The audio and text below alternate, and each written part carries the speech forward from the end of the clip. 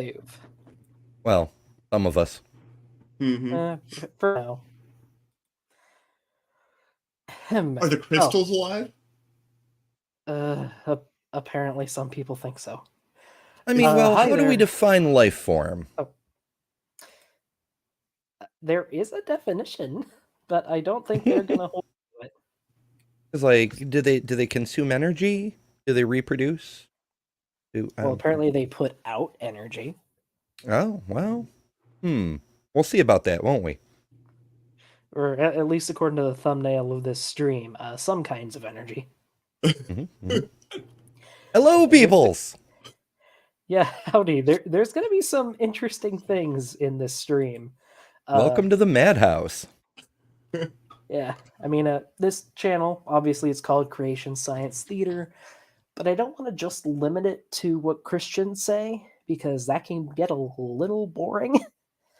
So I figured, hey, let's try something different. Let's see what a newer religious idea has to say on science, and what they have to say is frightening. This is going to be difficult because I do not have the buttons for New Age woo-woo. I am set up for Christian evangelism. So we'll see how it goes. I'm always down for New Age woo-woo. I mean, I will say, like, my girlfriend believes in some kinds of magic, and that's fine. That's her thing. She's not this crazy. This is another level of crazy. Yeah. Oh boy. This is a video on a channel called Lady Luna. Apparently they do other stuff like this. Sounds great already. Yeah. Max video quality is 720p. Fantastic. Could be worse. Could be worse.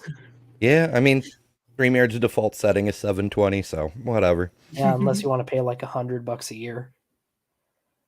And I'm not doing that till I can do super chats. For sure. Well. Where are we at with that? Hey, if you're new here, hit that subscribe button. It's free and completely reversible. Thank you. And just past 250 a bit ago, so yay. Cool. So halfway to getting some sort of compensation for this. Also, if you don't want to wait for super chats, Doc has a Patreon. Patreon.com/Dr. Dino, spelled the same way as the channel. Yes. Membership start as little as $1 a month. Ember is there, as is Regios, so thank you very much to both of you. And whoever else might want to sign up. For now, though, we should probably let her get started. Yeah, we got the shilling done quick. Let's go. What is it about crystals that makes them so captivating? Is it their beauty? They shine and they go clack, clack. It's their beauty. You figured it out. First guess. Yep. Okay, cool. Hey, we're done. Let's go, folks. Oh, yeah. There's a little physics demonstration here, I think. Their unique shapes, Ooh. the way they're formed in the earth? Or is it something else that gives them that unexplainable quality we can't ignore? And do crystals really have a measurable power? Hey, lunatics, it's Lady Luna, and today we're taking a deep dive into one of my favorite things. Yes. She calls her fans lunatics. To be fair, that's fair. That's awesome and hilarious and amazing, but it's also accurate. But yeah, it is cute. It really is.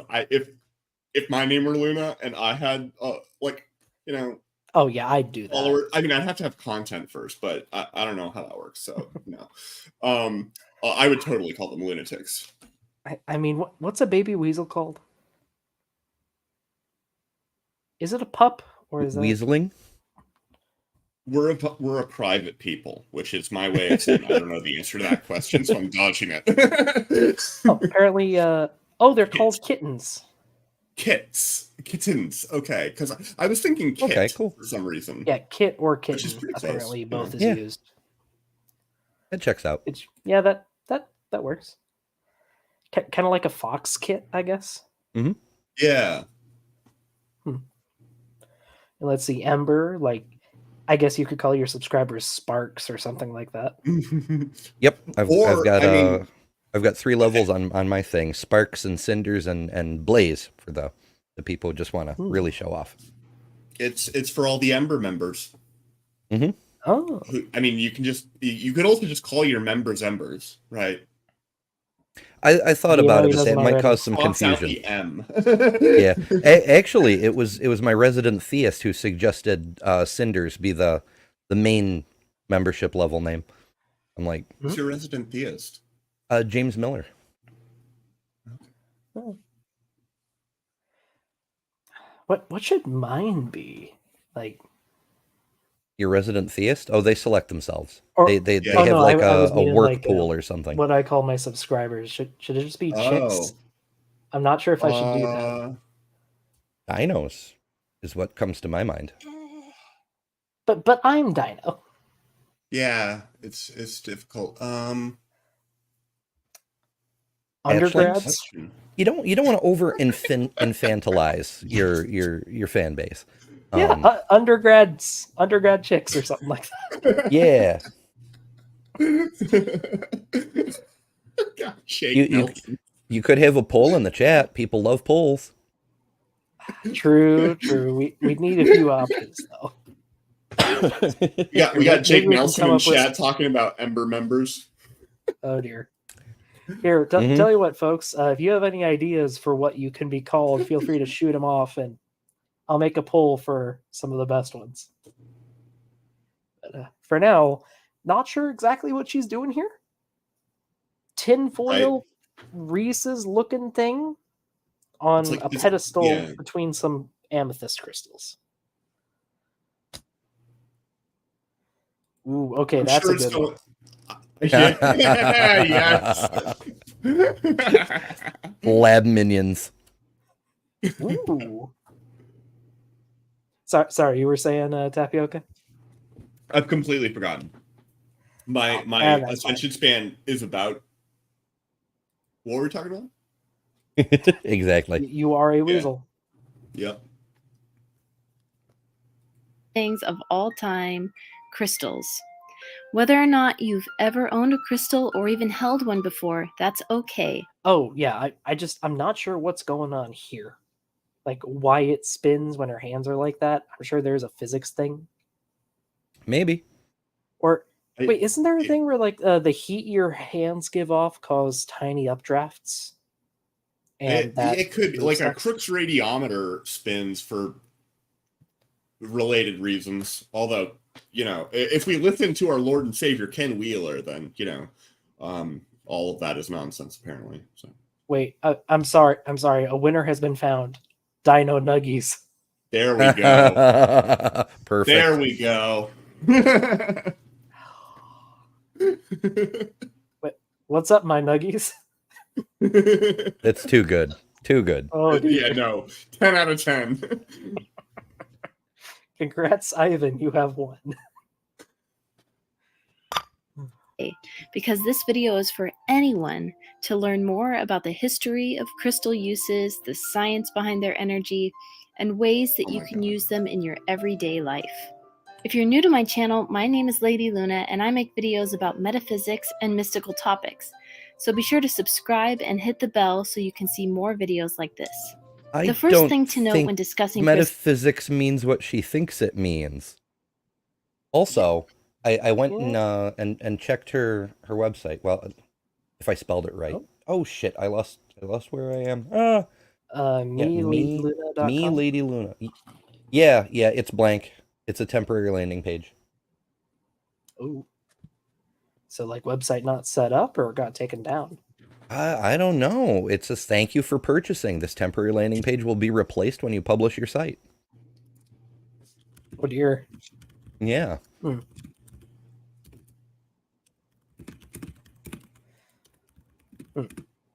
crystals is the safety aspect. Above all else, please never use crystals as a replacement for proper medical care. Okay. Thank you. That's a you. plus. That's a plus. That is immediately better than most of the creationists I've covered. Thank you. That is going to right at the beginning unambiguous, very clear. Like, honestly, this person could tell us a lot of crazy hot nonsense, and already I'm gonna be like, you know what? No, I'll give you the time of day. Yep. Like, good disclaimer. Yeah, I think this may be the most rational video we've reviewed so far. Already, just on that alone. Over a minute in. Mm-hmm. Care or prescribed treatments or medications. Crystals are not supposed to replace modern medicine. Instead, if crystals are used for healing, they are used to help us heal emotionally and spiritually. They are not supposed to be used to heal or treat serious illnesses, injuries, or other ailments. So please be wise in how you use them. If you would like to use crystals alongside a regular medical treatment as a way to reduce stress and help your mood, that is perfectly fine. Depending on how you use them and what crystal it is. They're whatever else she says, they're still rocks. So you can use them for anything you would use a rock for. Well, Beamsy would probably get angry at you for that, but basically. Now that said, I have gone through the comments on this video, and more than a few of her viewers seem to think crystals can be a replacement for treatments. Yep. But crystals, crystals aren't evil capitalists. I will say that in favor of crystals. Fair enough. They can be sold for more than they're worth, though. Oh, they can be victimized by evil capitalists, certainly. Like all of us. Like there's this new age shop in town that I like to go to because they actually do have some cool crystals and fossils. And some of them are so overpriced. Like this fist-sized nugget of quartz. They have it for $200. Whoa. Yeah, that's too much. Yeah. And then there's some others that they like. It's not spray painting, but it's basically spray painting with like a magnesium dust or something to make it look all weird colors. It's just like you ruined a perfectly good crystal. Mm-hmm. Yeah, right. Well, they don't know what a good crystal is. So my biggest thing, if crystals are alive, what does a dead crystal look like? How do you diagnose?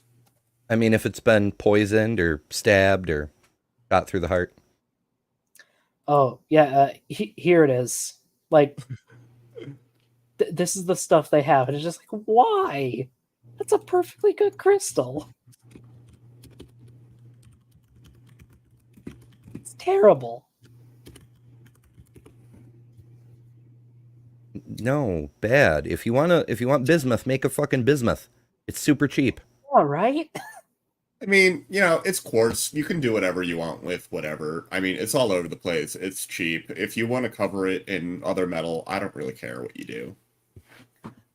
I mean, on one hand, yes. On the other hand, quartz is oddly one of my favorite minerals, despite that.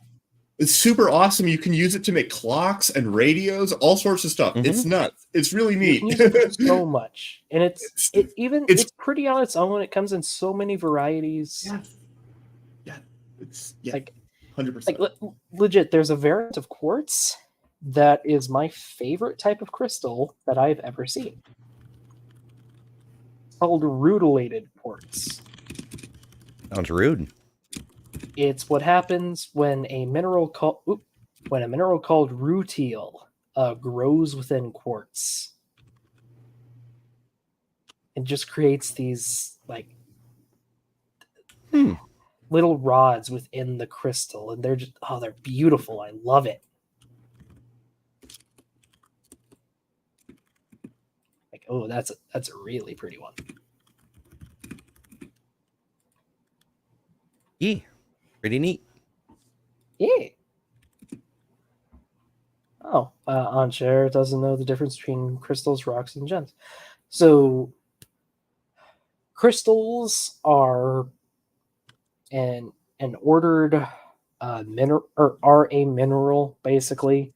They can be used pretty interchangeably, though crystals are usually have a very defined Crystals have shape. a long they have a long range order with a certain pattern. So Yeah. There are things that are sort of iffy whether they're called crystals or not. You can have non-periodic crystals, but that's a very niche edge case. So setting that aside for the moment, a crystal is basically a repeating like copy of the same little thing.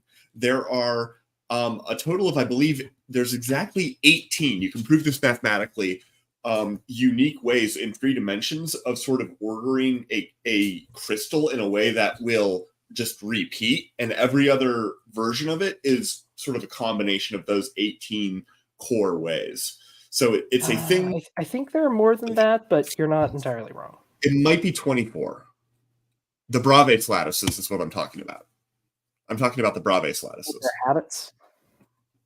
Huh? I think it's also known as their habits. That may be a term from a field that I'm not as familiar with. There, oftentimes, especially in things like this. So like the thing about crystals is the study of crystals would be for most of human history, it would have been the domain of artisans and jewelers, for example, right? Not necessarily like scientists. To the extent that scientists existed, you had like natural philosophers and regular, like, what was Aristotle? He was everything, I guess.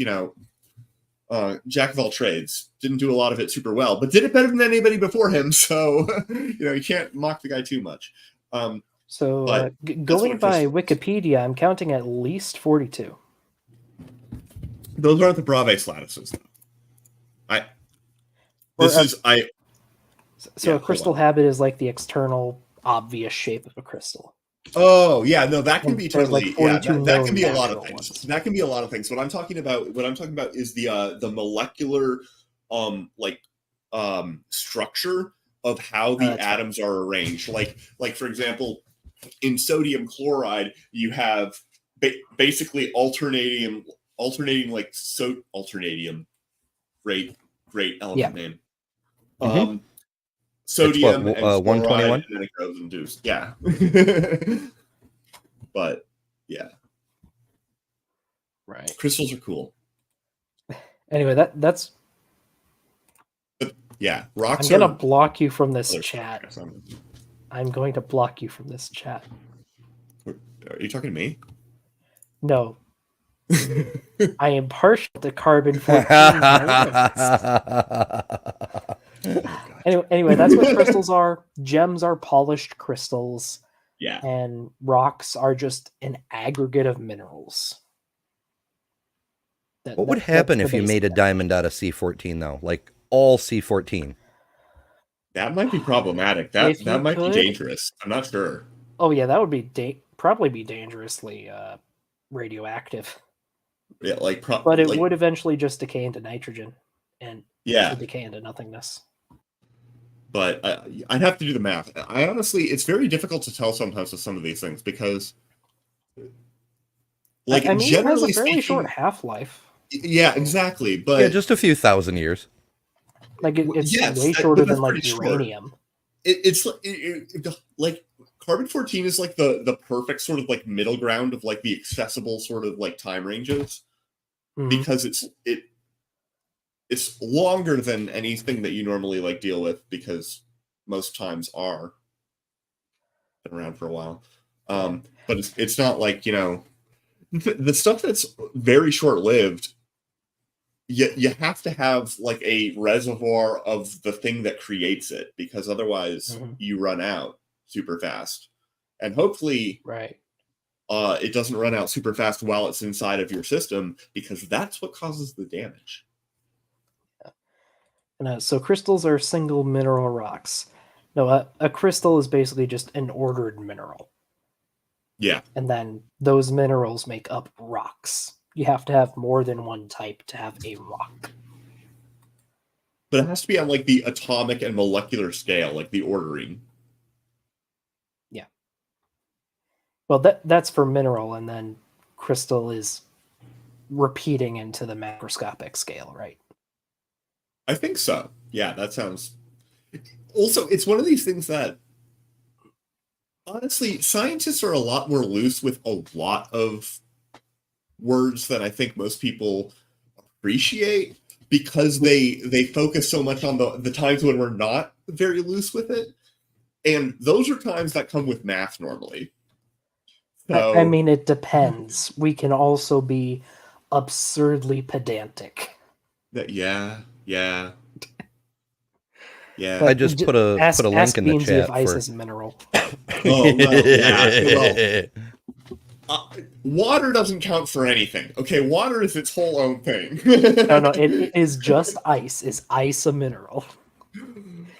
People Yeah, have but had hours-long debates on this topic. I've been in them.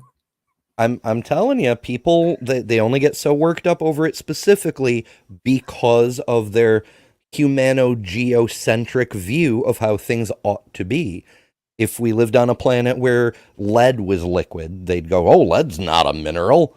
It's clearly On a planet fluid." where You lead know, was liquid, we wouldn't be alive. I mean, we need some alternate biochemistry, but yeah.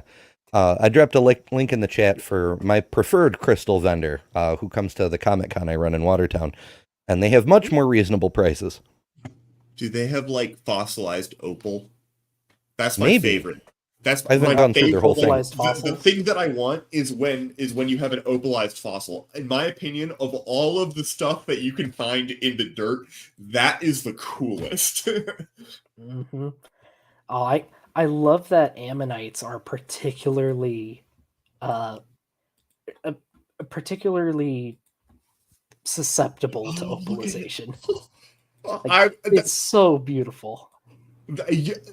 I have no idea how much it would cost to get that, but if anybody is willing to join me in a heist, is Jason Jacoby in the chat? Jason Jacoby? Is he here? No, not yet. Okay. I mean, I don't know if he's in- easily like a few 100,000. Exactly. Like, I mean, that's.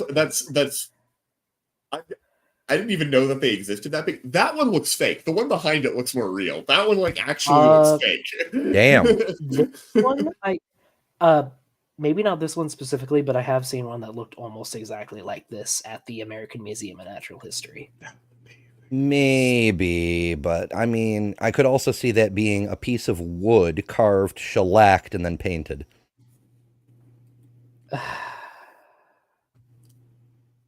I feel Electric Monk. I feel like your bones, like in my headcanon, your bones are like made out of quartz and stuff. You just like resonate. You know what I'm saying? Now, that said, ammonites are susceptible to opalization, but they can also have some of their original shell preserved, and it looks a lot like it's been opalized.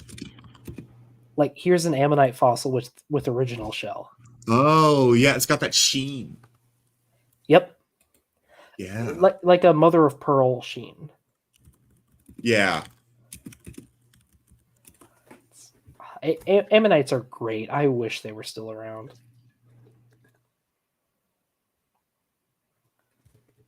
So pretty. And they were weird too. So there were some crazy looking ammonites. Mm-hmm. Now, here's a question. If they are 100% opalized, do they then count as a crystal or as a fossil? They count as a fossil that is composed of a lot of small crystals. Because, like, one single crystal wouldn't take up that entire shape. It would be many crystals aggregated together. Yeah. I found fossils like that. So it would also be a rock. It would. Well, I mean, most fossils are rocks. Yeah. It's all of the above. I've actually found some corals that were completely replaced with quartz, like almost pure quartz crystal. Yeah. The area I grew up used to have a lot of hydrothermal activity, a couple 100 million years ago. So there's some just massive veins of quartz replacing everything. That's where you start to get those Gaia theory things or panpsychism and all that stuff, because the Earth has veins of quartz running through them, so the whole planet is radio wave energy, piezoelectric, etc. I just realized why Roger from Mud Fossil University thinks that the Earth is alive. It's because it has veins. That's it. But yeah, I found corals like this before. Eat. Dildo Yeah. shaped. I like it. Excellent. Well, the ones excellent. I found weren't like that. They were tabular The- corals. Can I reach my Oh, fossilized okay. wood from here? You found the They flange. look like a This thing- honeycomb, This thing is flange. like this. These are the ones I found crystallized. Looks like my brain. I think I have them. Oh no, they're in storage. We moved them to storage. Just a Yeah, most big of box my of better rocks. fossils are in storage, but I do have a little fleck of fossilized wood from the fossilized forest out in Arizona. Nice. Yeah. I have a chunk of wood from a rock slide that killed a village. All right, your fossil has a higher body count.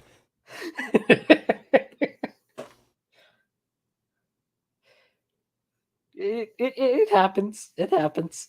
Whoa, whoa, whoa. Oh, here, I'll help you out. I'll try to.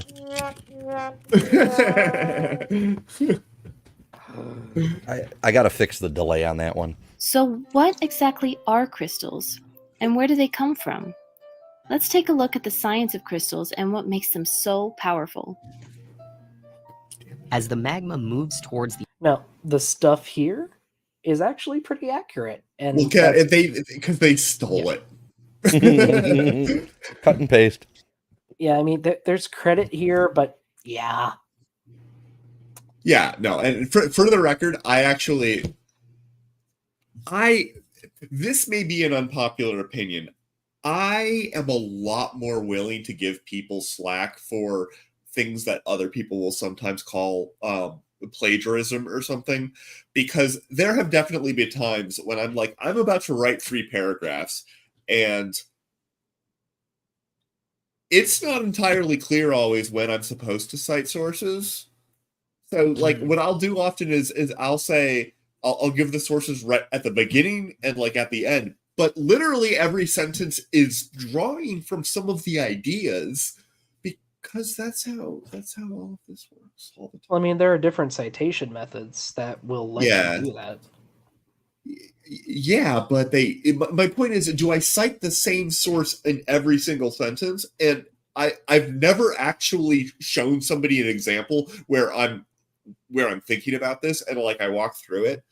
And they say, yeah, you need to cite it for all of these. Sometimes they'll be like, I would probably put another one there. And I do when I think it's like a distinct idea. But when you're a reductionist person like me, because it's a lot easier when things are reductionist, then you can make the argument for like almost every single sentence in a lot of cases. The way I does do it depend. when I write sources after every individual claim. So, like, if it takes a few sentences to explain, I'll put the citation at the end of that specific claim. So you do the whole Or thing bit of and then evidence. citation. Yeah, that's how I do it. See, I do it the opposite way. I put the exact quote I'm using first, cite it, and then put the sentences that draw upon that knowledge following it.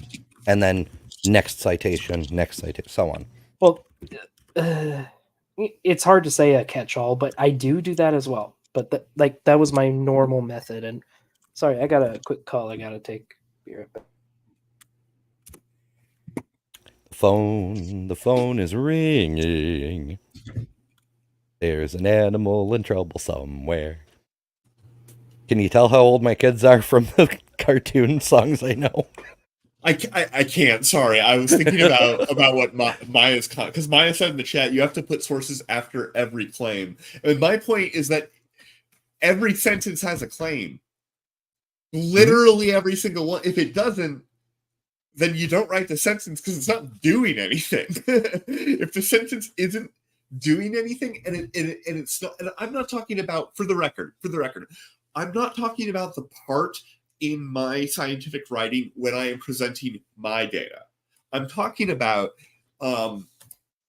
in a work like a thesis, where you have pages on pages of sort of filling in background information and contextualizing everything, not in a peer-reviewed article where it actually often it legitimately is appropriate in a peer-reviewed like article to put multiple citations potentially in every single sentence on the first page of the paper. That is appropriate. That's appropriate.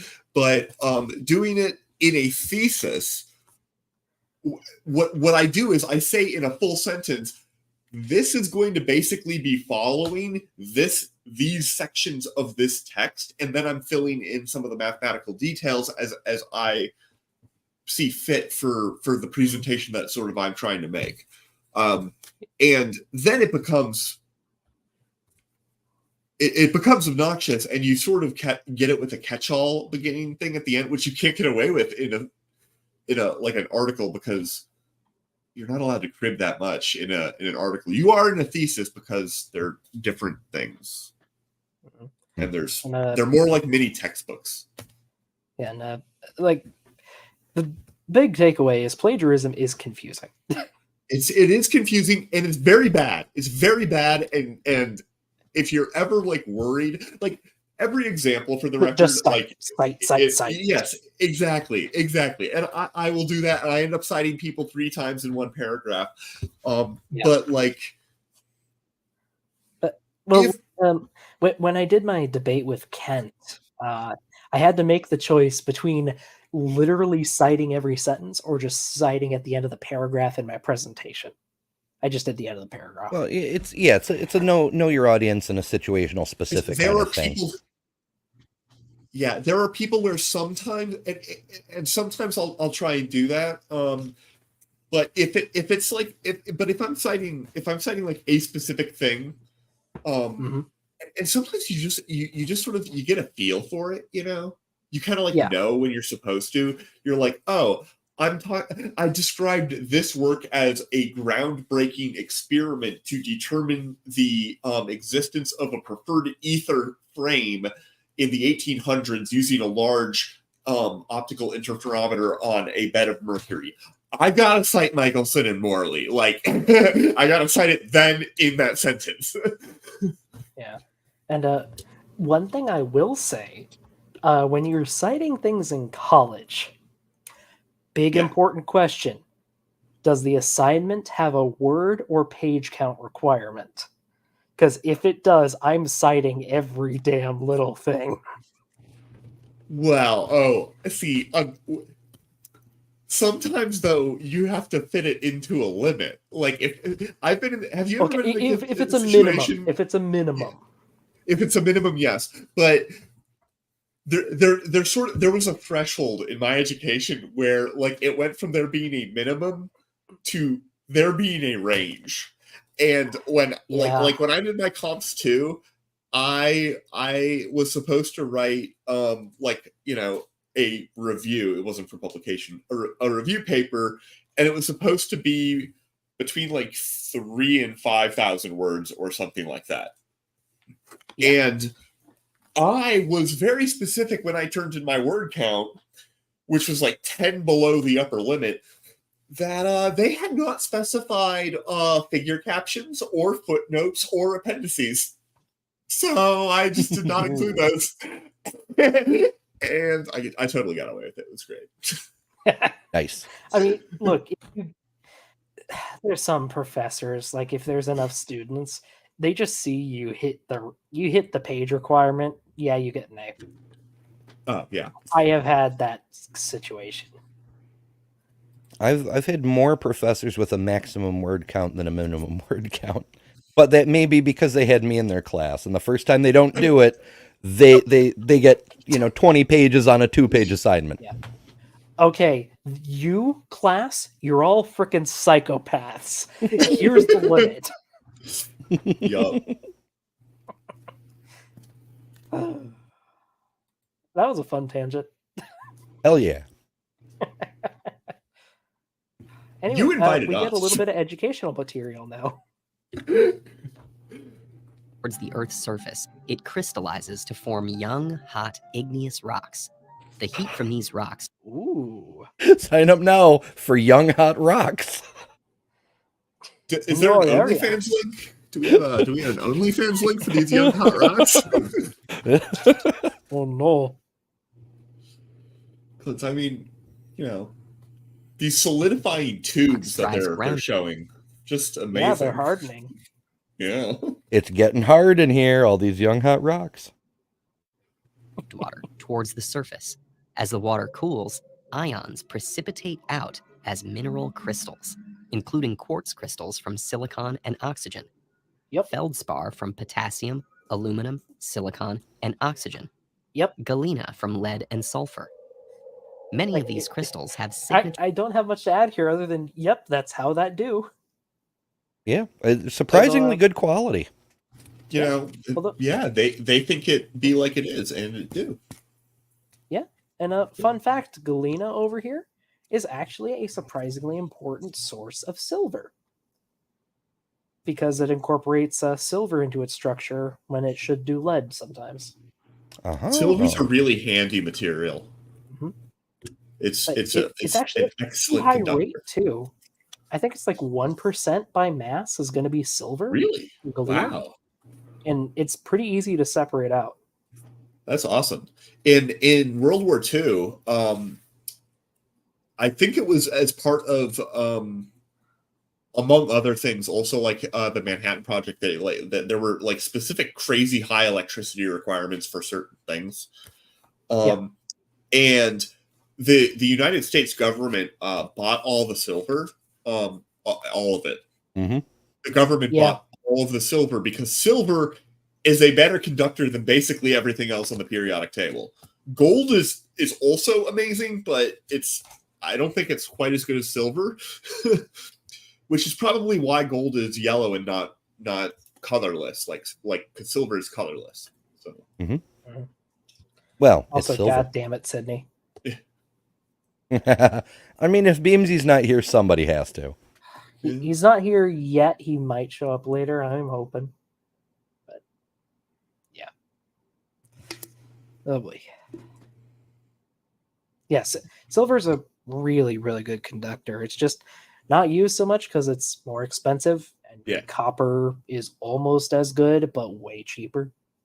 And also silver tarnishes more than copper does. Mm-hmm. Oh, copper tarnishes really easily. It does, but I don't think it's as problematic. I could be wrong about this. I don't think it's as problematic for the conduction. It's problematic. Don't get me wrong. I remember in grad school we would use these just solid copper rods to conduct the like several hundreds of amps that we would need from our power supply through our IGBIT insulated gate bipolar transistor thing that was throttling the power into the whole thing. And if I didn't sand down the copper and clean it really good and then bolt it together when it was still like nice and fresh, they got really hot because they had to push through the extra resistance of the patina. Yep. And actually, that's why in situations where corrosion is a big concern, you can just use gold. Because gold doesn't react with anything. It doesn't. Yeah, gold does not tarnish, which is why if only it wasn't so pretty. Honestly, a lot of things technologically would probably be easier and cheaper if gold wasn't so pretty. Well, I mean, that's true for most of human history, but at the same time, our current economy is based on gold, so Well, isn't it? Not really. no, don't have we a- did away we with don't the have a gold standard in the late And, like, 19th It is century. completely gone. I thought it was still somewhat integrated. No. The U.S. does not have a gold standard. Other countries may sort of have, but I mean, the dollar is kind of king compared to them. So Yeah. With its totally made up value. Well, yeah, but as long as everybody isn't hungry, that all works. Once people get hungry, everything we're always only 3 square meals away from anarchy. And Or round meals, if you like pancakes. see, fun fact actually, in the second Jurassic Park novel, Michael Crichton specified that the generators they used on the island used gold because they were run with heat from hydrothermal vents, and those corrode pretty heavily. But the gold wouldn't. So, Yeah, makes sense. Signature shapes. Take this cascade of pointed quartz or this pile of galena cubes. But what causes them to grow into these shapes again and again? Part of the answer lies in their atoms. Every crystal's atoms are arranged in a highly organized, repeating pattern. This pattern is the defining feature of a crystal and isn't restricted to minerals. Sand, ice, sugar, chocolate, ceramics, metal. well, What? I mean, What's sand that? is pretty often quartz. Ice is a crystal? What? It's in a crystal lattice. That does not make it a crystal, apparently. I mean, technically, Metals, chocolate's a DNA, crystal. and so, even some you know. liquids have Yeah. crystalline structure. In the year 2000, And the then, cave so this is from Robert Sepper. I don't know much about him other than what I've heard from watching Gutsick Gibbon. Well, I mean, that's like 8 hours of content, though, right? So it's not nothing. Not that Yeah, much. but I exaggerate. it's been but almost only a a year little bit. since I watched it. I just remember he's not a good anthropologist. He's not a good anthropologist, and he's a racist. He's like bad in nice. particularly that way, but also all the other ways. But particularly that way, he's And Jake, the last segment was actually pretty accurate to the science. I'm not sure they had any big issues. I don't know if they're current on the stream or not. cave of crystals was discovered by Sorry, also his voiceover irritates me. miners excavating a tunnel for a mine in Mexico. The main chamber contains some of the This place largest is natural real crystals freaking cool, ever though. found in any underground cave. I thought this The was largest one so far measuring, I think, I think it's in Mexico, Oh, isn't it? Yeah. Yeah, Probably. there's 2 caverns in Mexico with crystals. Like, there's pictures of people standing on them, and they're like They way showed bigger one. than the humans. Yeah. They're huge. They're not. They're like something out of a comic book or something. It's nuts. Yeah, Or a they're nightmare. in Nica, Chihuahua, Awesome. They're from a god's dream. and they're gypsum crystals, I think. Could Yep, be. they're Could be. giant gypsum crystals. It's super hot in that room, though. It's like, Oh yeah, It's you like- need protection if you're going to be there it- for too long. yeah, it's like 50 degrees Celsius or something. It's like 150 degrees Fahrenheit. It's like crazy hot in some of these places. Maybe not that much, but almost. Mm-hmm. Also, there might be more, but apparently they do not want to explore because they would have to destroy some of the crystals to do so. So, good on you for preservation there. Turns out the entire Earth is secretly a geode. It's full of crystals. Yeah. Oh, and apparently it is presently submerged, as it was before what you see here. That makes sense. Yeah, They had to pump a lot of water out, but they let it flood back in after they left. Ah, it's super expensive to keep that kind of thing evacuated. Oh yeah, but gorgeous, and it's nice to know it's still out there. The one thing humans haven't 36 fucked up. feet in length, 13 feet in diameter, and over 55 tons. So just spectacular. Stop eating your mic. These amazingly huge crystals became so large because of the extremely hot temperatures inside of the subterranean caves. It reaches a steamy 136 degrees Fahrenheit, and this encourages microscopic crystals to form and rapidly grow much faster than we're used to seeing. Like I'm sorry, that little like there, like he is right on his mic. Yeah. Mics are pretty tasty. Nom nom nom nom nom. If you had Tesla on your bingo square, I was just you don't thinking have that. bingo, but I'm like, woo woo or conspiracy. You got to have Tesla. I mean, quote from a scientist I could see. I didn't expect Tesla. Oh, you haven't been yes, doing Bree, this it is long enough, the Doc. Mega Cave. What was that? You haven't been doing this long enough, Doc. You always expect Tesla, okay? Because Tesla Not the new age is stuff.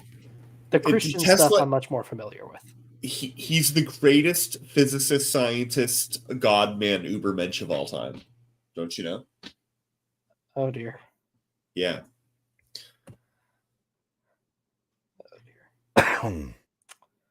Let's see. In a crystal, we have clear evidence of the existence of a formative life principle, and though we cannot understand the life of a crystal, it is nonetheless a living being. For the record, I also have no confidence he actually said that. He may have. Yeah, I'm looking that up now. Seems like something he would say, but Fair. But if went. he said that, like Tesla was a do exist. wackadoodle in the last. Yeah, Oh, it's 40 years legit. ago. Okay. Yeah. Crystals do PBS have some of references the article that it's characteristics of from. living things, but not all of them.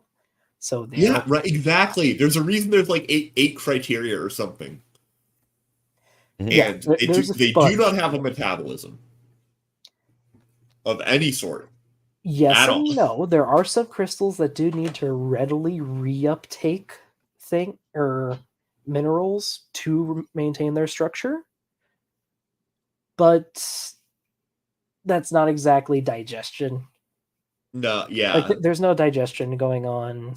They don't move under their own power. What about the crystalline entity from Star Trek The Next Generation? It both moves under its own power and eats organic beings. What If now? only it weren't fictional. Yeah. Like they exhibit some of the characteristics. Like they do grow. They do. Not like most living things, but they do. Yeah.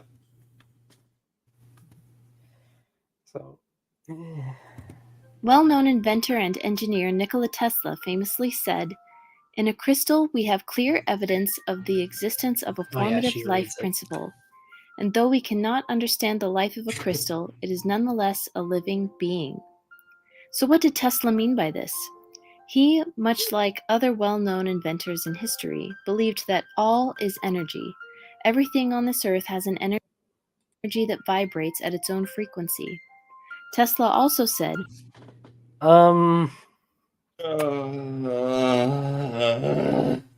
as in it has some thermal energy? Well, Maybe?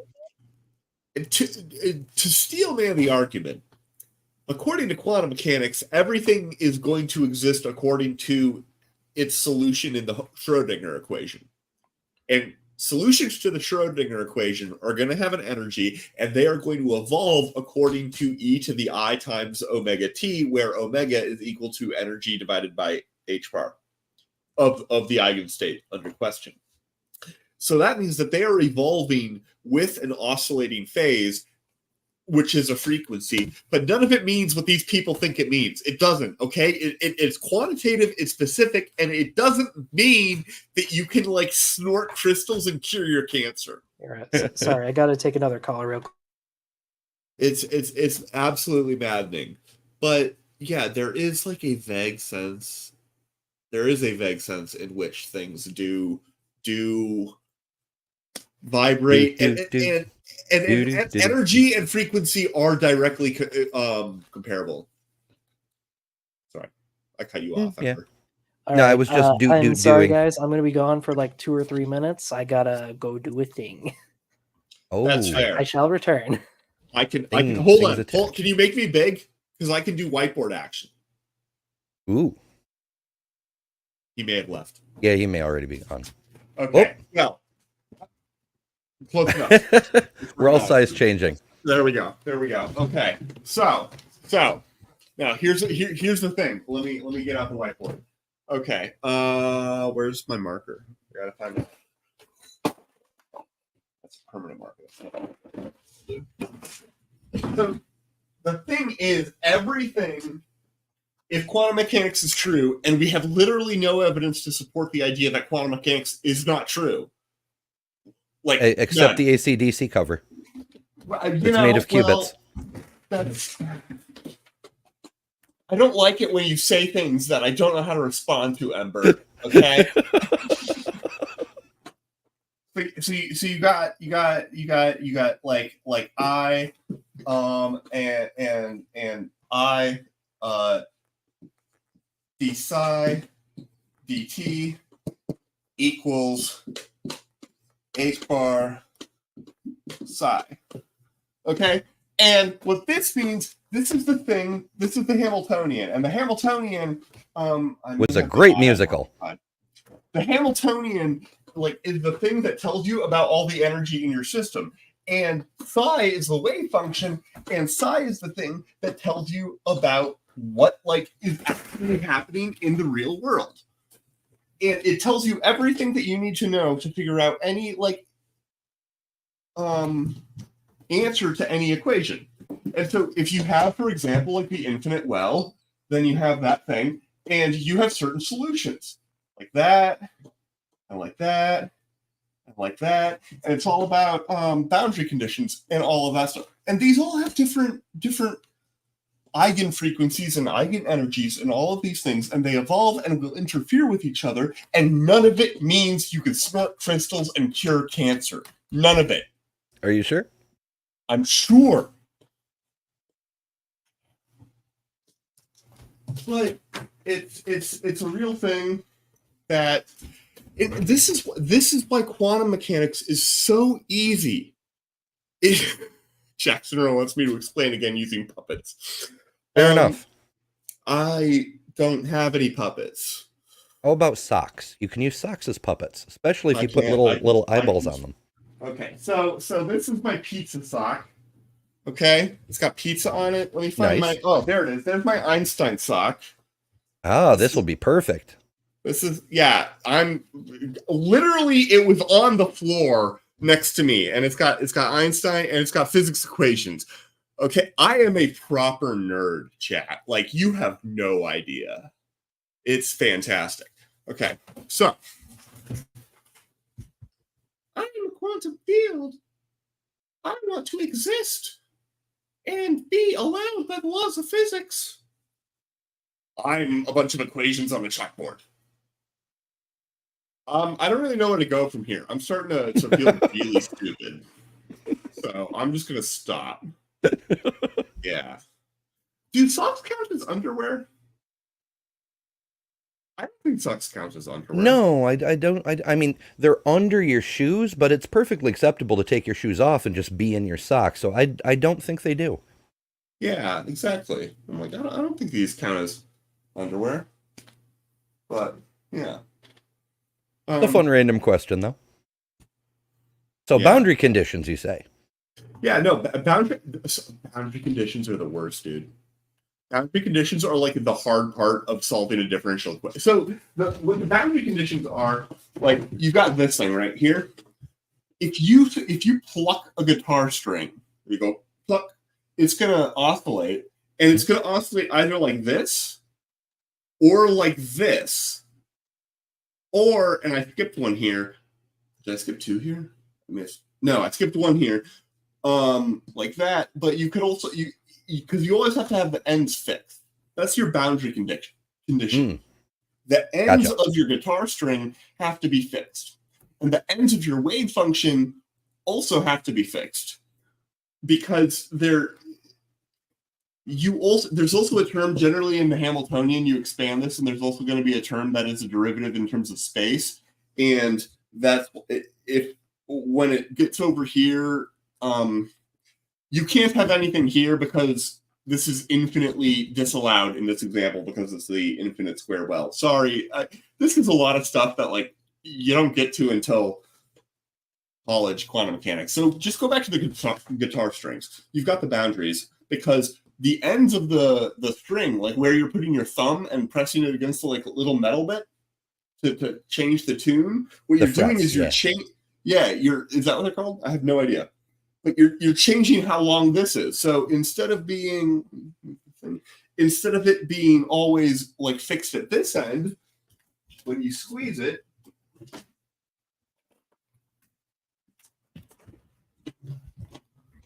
you can fix it to be here instead.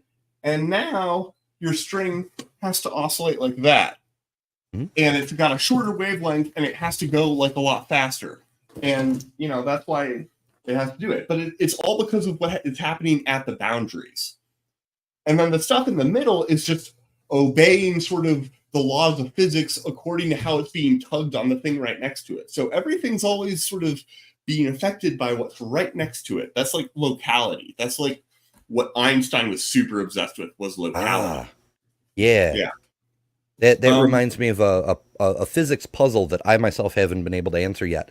When you drop a rope ladder and the rope ladder falls in free fall, it's stretched out.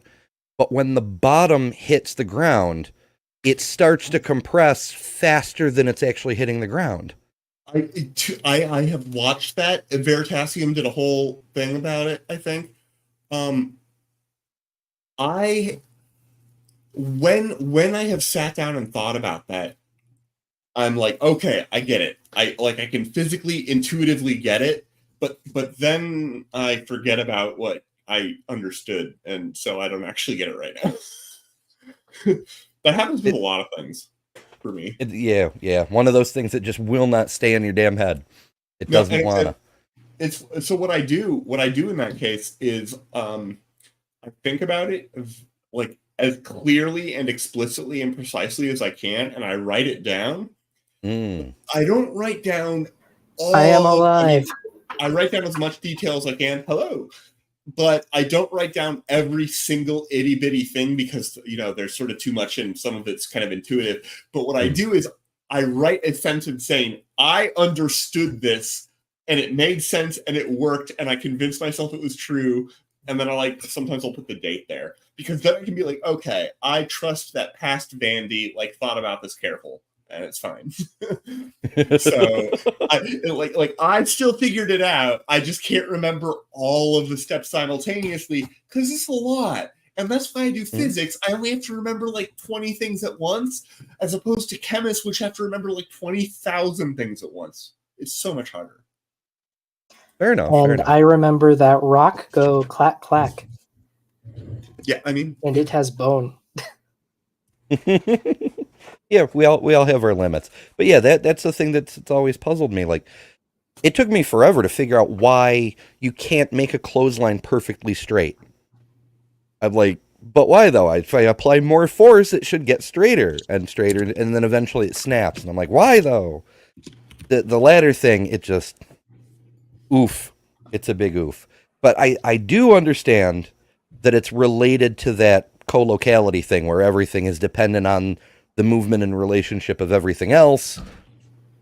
I want more. I want the why that's doing that though. But it's okay. It's so one you're of those a 5-year-old things. child. Yeah, so am I. That's why I became a physicist. Because that's why. Yeah. Turns out. Yeah, you're always left holding the bag, and you either accept I don't know, or you accept God, or you become a hardcore nihilist and are super unhappy. Or become a woo-woo specialist. That's kind of like God, but with different. Kind of, yeah. But yeah. Fewer fair. commandments. I was just trying to segue us back into our content. Fair. Sorry, girlfriend just got back home. I had to help carry stuff in, but now I have food. Ah. Hey, We did a whole food. thing. We talked about boundary conditions and differential equations. It was great. I and heard part of it. Okay. A lot of physics stuff I don't get, but I'm glad you do. I'm glad you think I do. Fantastic. That's the whole game right there. Yeah. Well, speaking of things people think they know. Yeah. If you want to find the secrets of the universe, think in terms of energy, frequency, and vibration. Believe it or not, crystals are so powerful, they even light up under pressure. Here's how that is possible. Okay, that doesn't have to do with their power. That's just an emergent property of the crystal. But they must be batteries if they have light trapped inside. Surely.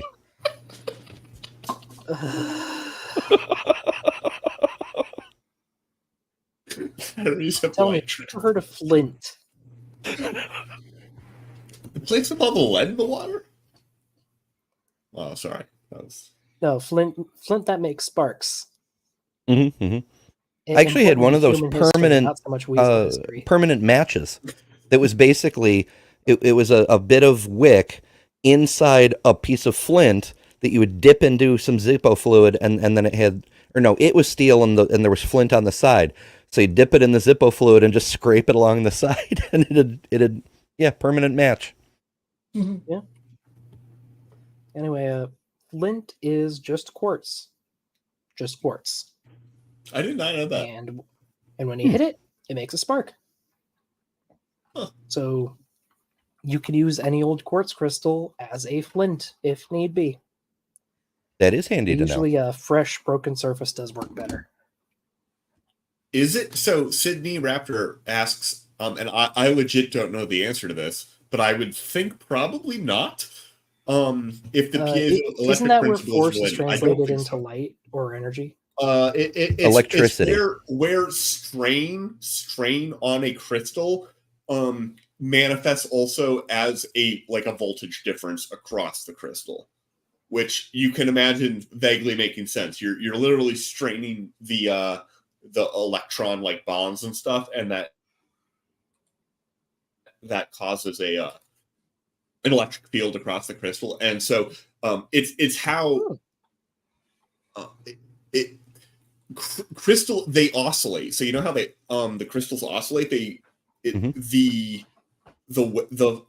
oscillations that they're doing are also connected to a physical acoustic thing. But since they're rocks, the speed of sound is crazy high. So it's at radio frequencies. And yeah, it has a lot of really cool properties. You can if you just if you press up basically a microphone or a wire of the right type against the edge of a crystal, and then you drive a radio frequency through that thing, then you're going to make the crystal vibrate really fast. And it turns out, and this is super nuts, and we use it all the time in the lab constantly with acousto-optical modulators, if you then pass a laser through that crystal, the phonon, the vibrational quantum of the crystal oscillating physically, but acoustically, that phonon vibrational quantum particle, quasi-particle thing, will collide with the photon and change the photon's energy and trajectory. It's super awesome. It's super awesome.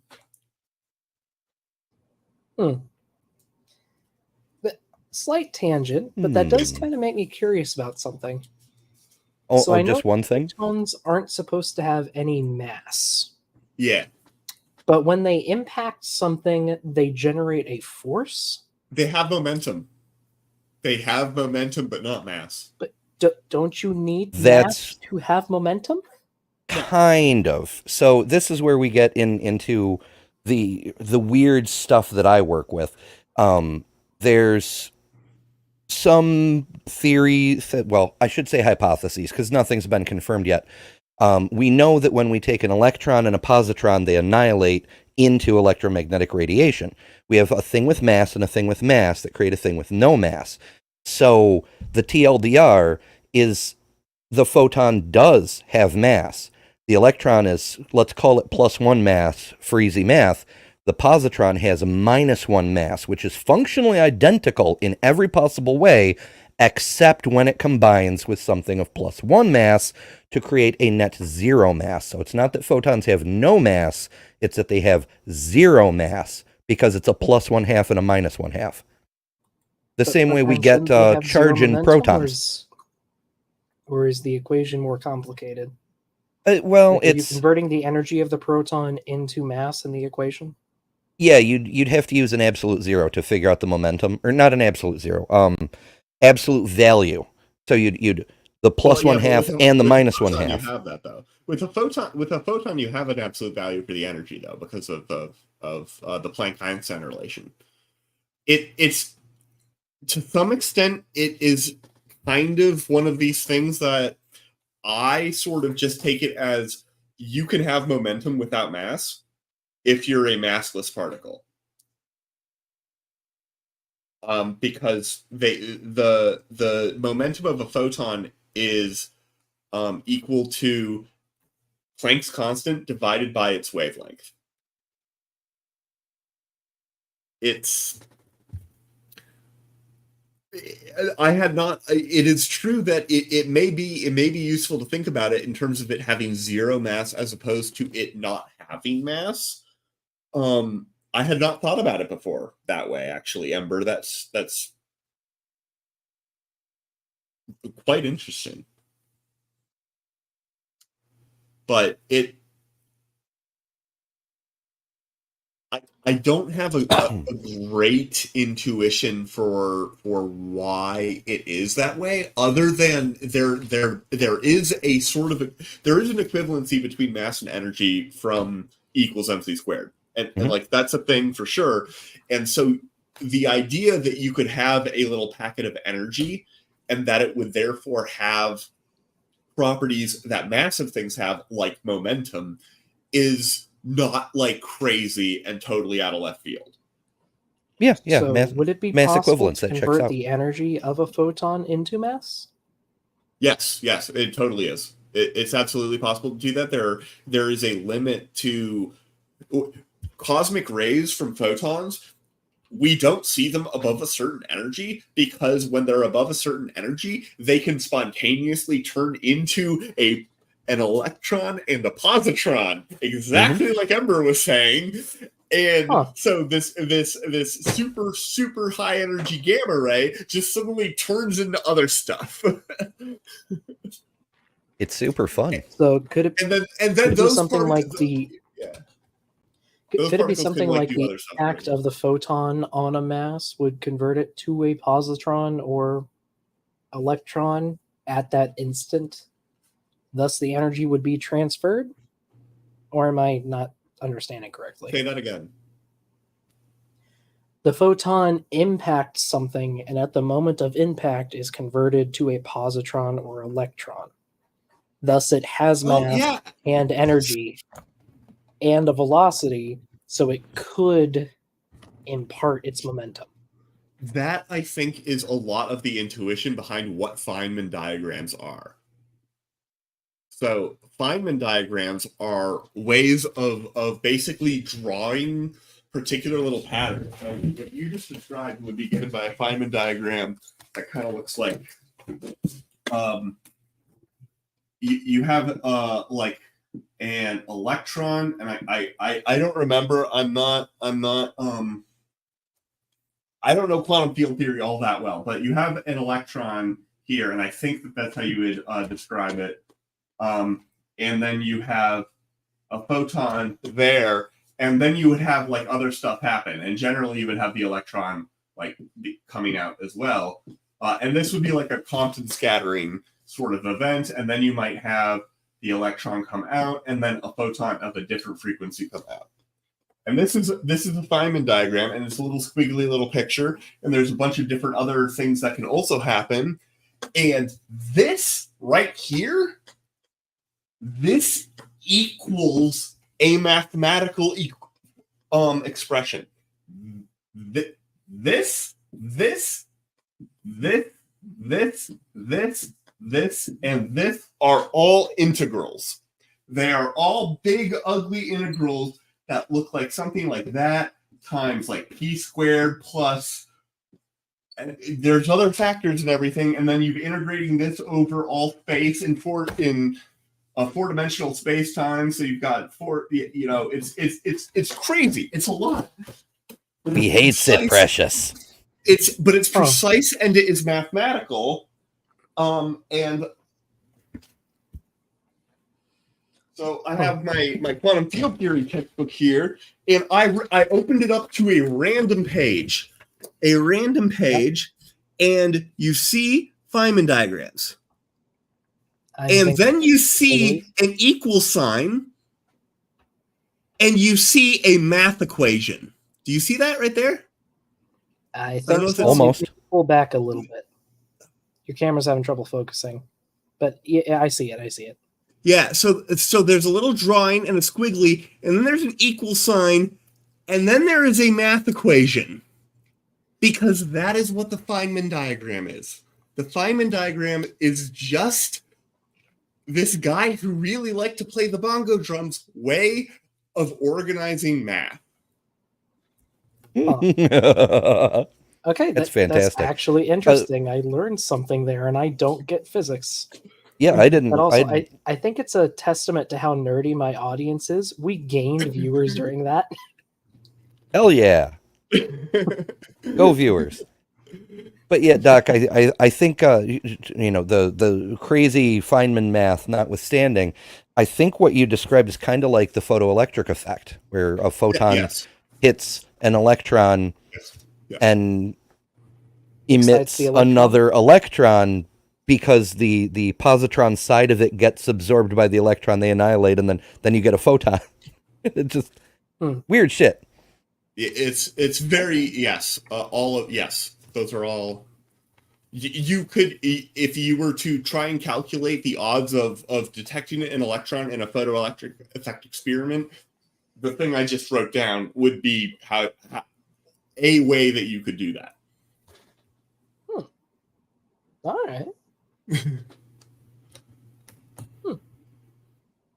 Interesting. It's definitely better than the calls on the line today.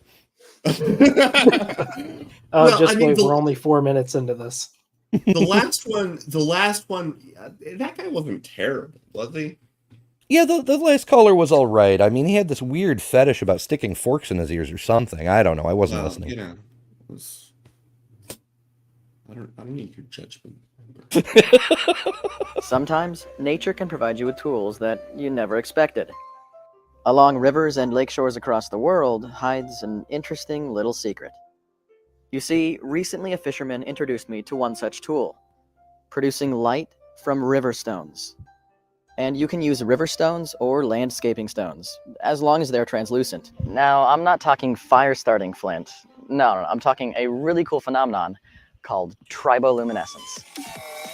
And it's not just a cool phenomenon. It's also what's known as cold light. That's because triboluminescence isn't produced through heat. And only specific types of rocks, such as those that have an internal crystalline structure, will exhibit those behaviors. So let's check. So crystals then. We're going to bang some rocks together. We go from Feynman equations to we're going to bang some rocks together. Hey, we got to start somewhere. I mean, the LHC, for the record, is just a very, very fancy example of just that, with tiny rocks. Very, very tiny rocks, yeah. Let's check out the most common type, quartz. Quartz is built of crystalline silicon dioxide, which is organized in a crystal lattice. A quick moment to take an important time to say a PSA to my viewers. A lot of things that you probably consume on a daily basis contain a very dangerous chemical. It is known as dihydrogen monoxide. No, not You can find it in dihydrogen your monoxide. food, in your water. You can find it in your yoga mats. It is known to cause cancer and suffering, and if you consume too much of it, you may die. Please consult your doctor about dihydrogen monoxide poisoning. Every single person who has ever died partook of dihydrogen monoxide. Think about that. Yes, it's Yeah. everywhere. You can't escape it. It's a part of you. Sorry, my girlfriend's dying. Like 70% of the Earth's surface is covered in this stuff. Okay, it's just, I mean, it's horrifying. Yep. Well, even more if you count what it's incorporated into. It might be near 100%. Yeah. No, it can even fall out of the sky. Yeah. It causes erosion and degradation of tools and rust. And potholes. Yes, potholes. I'm sure knows how to solve the problem. We gotta wash off dihydrogen monoxide with water. That's what Yes. we'll do. That's the only way. And, I hope the people here got what I was saying there, but 100%. I would. I have said that to people, and they didn't understand what I was saying and thought I was being serious. Well, It's a great way to see who actually paid attention in high school chemistry. yeah. So, some of these people end up in Congress. More than a few of them wind up in Congress.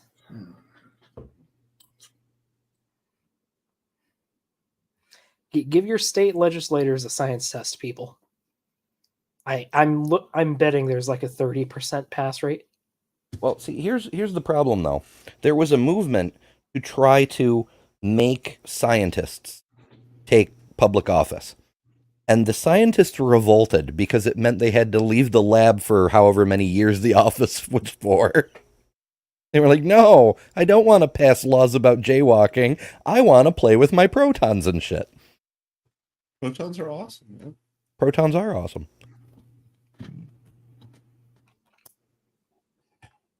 I mean, humanity is temporary. Protons are forever.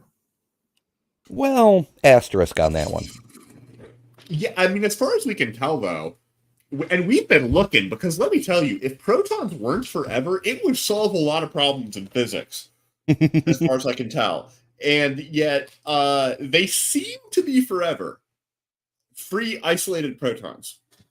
And because the thing is, neutrons aren't. Neutrons, if you have an isolated just neutron in free space, you know how long it lasts? About 15 minutes. 15 minutes. What a weird number. That's a weird number. It's such a human scale number. Actually 15 minutes? You're not joking? 15 minutes. That's not a joke. It is actually the half-life of a free neutron is 15 minutes. Sorry, that sounds like one of those fun facts you'd see on Facebook. Exactly. You want another fun fact completely unrelated?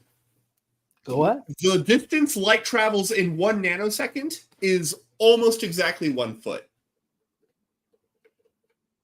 Well, that's handy. It's true. Huh. Yeah. But yeah, it's such a screwy thing that neutrons. I mean, most stuff we think of either breaks down like the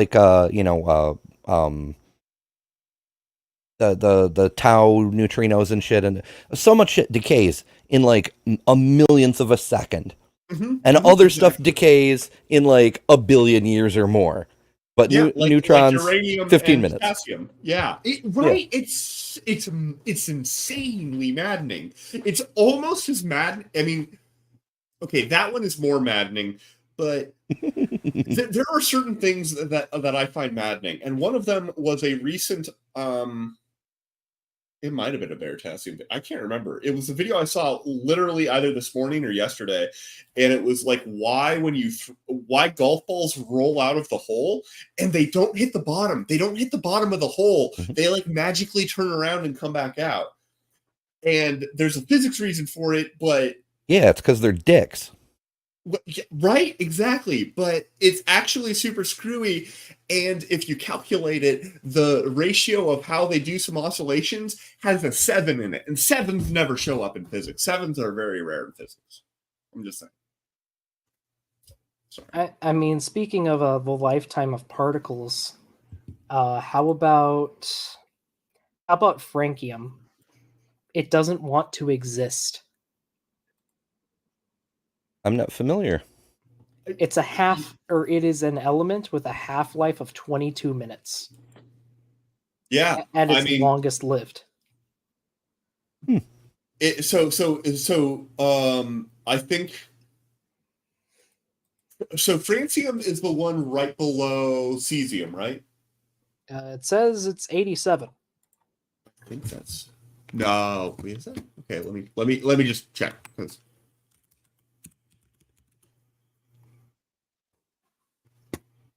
Yeah. This is not like, yeah, it's and with everything else on that row of the periodic table, cesium, rubidium, potassium, lithium, if you just grab a chunk of it and throw it in water, it catches on fire.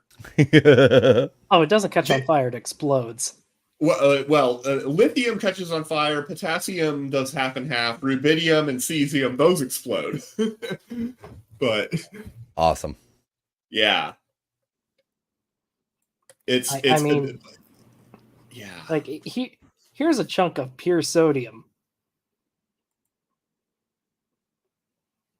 It's such a weird reaction considering when you put sodium chloride in water, it separates into potassium or sodium and chloride. Here we go. Oh, he wrapped it up in a thing, I think. No. What? Oh, yes. Beautiful. I love it. For science. These are my elements, people. Okay, I am an atomic physicist, and we love the first row of the periodic table. The alkalis are the best. The only reason we don't do a whole lot of laser cooling of francium is, which I don't even know how to pronounce because it's so rare, is because there's like a gram of it on the planet or something. It's very rare because it doesn't last long because it's radioactive. It's like super radioactive. But cesium is how we define the second. Because it's actually a funny story. Back in my high school chemistry class, which was actually a college course, I managed to make salt explode. Well done. We had to heat up like a mixture of different things in order to purify it or whatever, because some of it would burn away at different temperatures. And I had to run to another classroom to do something for a different class, and I asked my friend to watch it. He didn't. So it was burning for a lot longer than it was supposed to. Whoop. And the salt exploded everywhere. I had to clean it off of every surface on that side of the lab.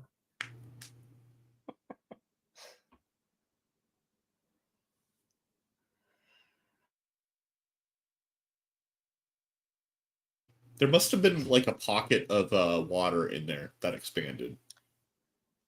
That's my guess. Yeah, that's what I would imagine. Because sodium chloride, I don't believe like does that. I could be wrong, but I don't think it does. Yeah, the original mixture was hydrated, so probably. Yeah. But yeah. Were we doing something here? Oh yeah. Yeah, right. These lattice are held together by polar covalent bonds, which are very strong and contain a lot of energy. How do you know you have quartz? Hold it in front of a bright light, and some light should shine through. When you apply pressure... I mean, there's a lot of other ways. If you have a pocket knife with you, it should scratch it. Hold on. Let me just. I want to check something. The hardness of most iron or steel is like 6 or 6.5, and most quartz is 7. The paper is made out of quartz, you guys. I can see light go through it. What? What? To be fair, he's talking about rocks you'd find at the side of a river, which it isn't the worst to guess considering how common quartz is, but yeah, there's a lot of other tests.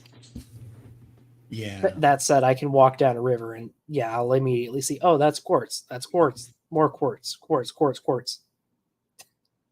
Quartz of quartz. You get an eye for it. Pressure and grind the pieces of quartz or rock together, you release energy, creating light. In doing so, you're witnessing triboluminescence. My favorite fact about quartz is that it's triboluminescent. Let's break it down. Yeah, triboluminescent is basically a property that quartz shares with several other materials. If it is physically deformed, either by an impact or by rubbing or by being ripped apart, it'll actually generate light and electricity. That property is actually reversible as well, so if you run electricity through it, it actually causes the crystal itself to deform or oscillate. That's how quartz watches work. So if I smack those two together, you're going to have a spark? Exactly. We should kill the lights and do this. I'm going to guess that's true. Is that how quartz watches work? By making a spark? No. By running electricity through it and making it vibrate. The vibration is the timekeeper in a quartz watch. Yeah, they are temperature dependent. So they're good enough for like watches and stuff, but like so we use these thing called voltage controlled oscillators in the lab. And what you do, they're pieces basically of quartz or something similar. They're probably not all quartz. That you put electricity on either side, exactly how they describe. And depending on how much voltage you apply, it will make the thing vibrate at different frequencies. But, and we use those to control a lot of things like those acousto-optical modulators that we use to like deflect the beams of light that are traveling through a crystal that I mentioned earlier. We use those for like a lot of things, but they're temperature dependent, so they sort of drift over time. So we use less of them now that technology and computers have gotten better and you can do this stuff digitally, directly, just with like a printed circuit board. That has like a fancy chip somewhere that somebody got rich off, making. So all of this, everything that they just said is like mostly true. I don't know much about triboluminescence, and I was out of the room for a moment. But it honestly, it wouldn't surprise me if there is something to this that does have something to do with like the piezoelectric effect, or with maybe there's just like a triboluminescent thing that I'm not familiar with. I don't know how rocks work. So yeah, I have no idea. This isn't my specific field, but it's neat. There's so many different weird things about how materials behave. Material science is an absurdly complicated field. Sorry, material Yeah. science? Yeah, I agree. It's drastically underfunded too. Like, I don't know. Oh, you mean like all science fields? Well, yes, but it seems like as soon as mainstream, as soon as Maxwell's equations made electricity more understandable and controllable, everybody just scrapped chemistry, said, hell with this, we're going to go play with the field theories now. And there's so much more that we could learn that could be hiding in that area of chemistry that literally no one is working in anymore and hasn't for over 100 years. I will say, I think some of that work has been subsumed a little bit into condensed matter physics. But you're right. Good old fashioned, just like, what is this like material, and like, how do we make this thing? What are its properties? That's how superconductivity is gonna get found. We I thought mean, maybe sadly- a month ago. We thought maybe, and then no, probably not. No, but you know, I mean, sadly, like with the general public and funding, until their lives, livelihoods, or egos depend on it, they won't care enough to fund it. yeah, they already do. They just don't know that, and it's hard to express how. Until it's made blatantly obvious. Because it's all because it's all I don't know where the next breakthrough is going to come. If I did, then I would do the next breakthrough, and I would be super famous and awesome, and it'd be great. Mm-hmm. Instead, I just have to be like super awesome and amazing and great, just without doing a big breakthrough, which is harder. It's true. Yeah, people don't believe me. It's terrible. I mean, hey, as long as you can be amazing to the people you care about and they're good to you, like I'm happy with that. As long as I can still learn about my rocks. Word. Besides, you work with what you got. The geology department at my university, they have a lot of up-to-date technology and like a lot of good science comes out of there. That's where all of their budget goes. The building hasn't been renovated since like the 70s. Other than to put like water fountains in and some AC units.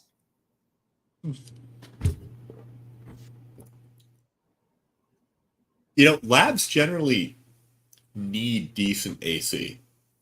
Just saying. Yeah. Environmental The labs are controls all matter. AC. But Yeah. at least 2 or 3 of the classrooms still don't have AC, or at least still don't have good AC. They have good heating. But that system's been in there since the building was built back in the late 1800s. Heat's So- easier to build than AC. Yeah. Yeah, let's do it. So what's happening is as the crystal is deformed, it actually causes movement, which generates electricity. The notion that crystals have a And for the record, if you're ever out like in the wild and you're lost or something and you find like a cave you want to explore for shelter or something, bring in some quartz with you. Because eventually your eyes will acclimate to the darkness of the cave, and that can be a legitimate light source for you. That's awesome. Fair, yeah. And I say that as someone who sorry, I say that as someone who has spent time in caves that I learned to use the glow from my watch as an actual flashlight. have a real measurable power isn't just new age nonsense. In fact, much of the technology we use today is powered by using crystals. Ever heard of an LCD screen? LCD stands for liquid crystal display. Crystals are also used in digital watches, computer chips, radios, and so much more. The crystal most commonly used in these is clear quartz crystal. Believe it or not, it is possible to measure a crystal's energy. Here is an example of how crystal energy is measured using an experimental life energy field meter. Wow, With this hold element- on. A what now? I have no idea what this is. Okay. Here, let's hear what she calls it again. Crystal's energy. Here is an example of how crystal energy is measured using an experimental life energy field meter. what now? Experimental life energy field meter. Man, What? that is 100% complete hot nonsense. It's some kind of elvish or something. I can't decipher it. Yeah, that's yeah, just watch what this is. With this LM4 experimental life energy meter, we're going to be testing crystals. So this here is actually set at 100%, okay, times 100. So it's actually very sensitive, as you can see as I approach just this back one, for example. It goes off the chain. I'm nowhere near it. This is what I'm doing, and it's maxing out. You see that? It's bouncing. Sorry, I love that it says experimental life energy meter on it. Like, who did you pay to make that display for you, dude? Yeah, because that's like that isn't just tape that he put on there. Like this is a produced piece of plastic, and you can't you can't just like get that, right? You have to have somebody make it for you. Yeah, you have to design and order it. Yes. Oh dear. So as we back away, we have to back away a little bit, and you can see that it is on 0. But I'll just show you that. So this is just your amethyst. I'll place it on here. We'll take a step back and I'll zoom in so you can see the needle. So you can see how it's maxed out and it's gone past 100%. Now the rose quartz is exactly the same. Okay, so it's not a scale. I'm curious if it's... Because we can agree this is probably BS. Well, yeah, like, and that's the thing. If like once you're like, you know what, this is probably just like straight up fraudulent, which is I mean, that's always what I conclude when it comes to perpetual motion, because it is very straightforwardly true by the laws of physics that ain't gonna work. Well, to be fair, perpetual motion machines, don't they usually have a disclaimer that says, hey, this will only work for a couple hours? No, not that I've seen. No, not that I've seen. No, normally they're just full on. Hey, check out this marble that rolls down a hill. It totally doesn't have. Wait a second. Beamsy found a link. Beamsy found a link for us. Well, okay, yeah, but from Beamsy, toolsforwellness.com.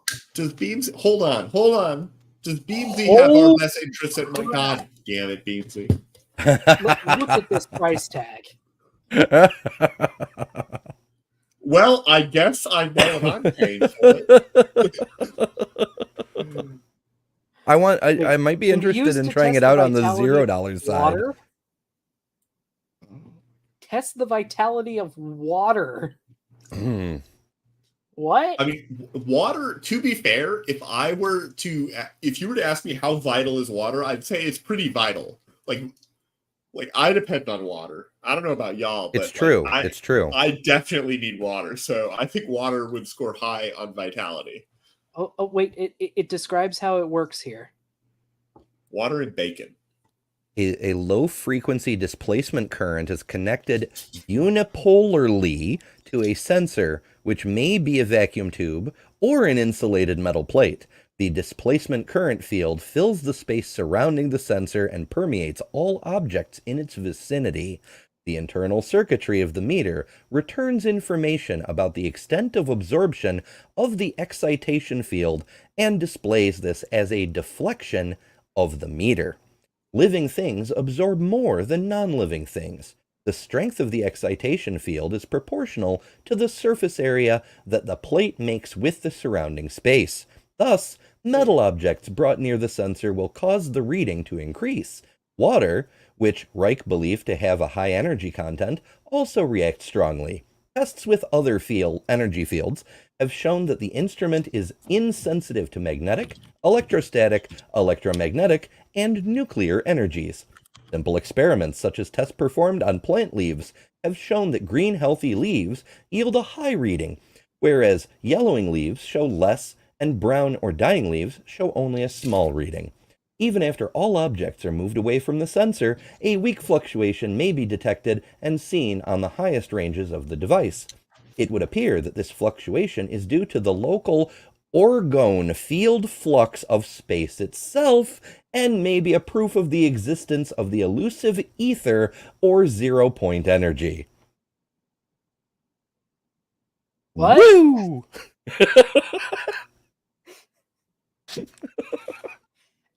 Did any of that make any sense? I see that. It came really close in a couple parts.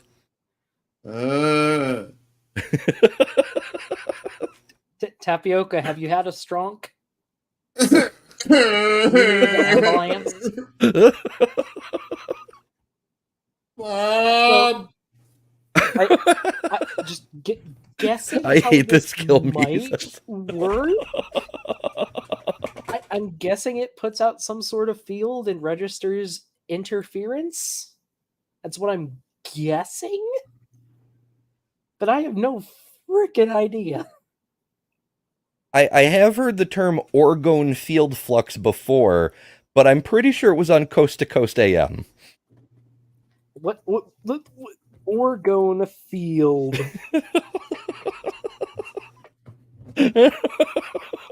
Oh, it's a hypothetical universal life force. Cool. The energy of life, basically. What?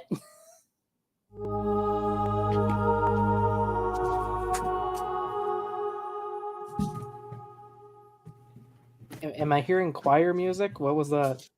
It was the energy of life. It was the orgone 0-point energy field. Speaking to you. It was a Okay. sign. Yeah. Oh, I think this might be the video that she took this from. But Ooh, there's accessories. I'm sorry, $35 for an acuprobe?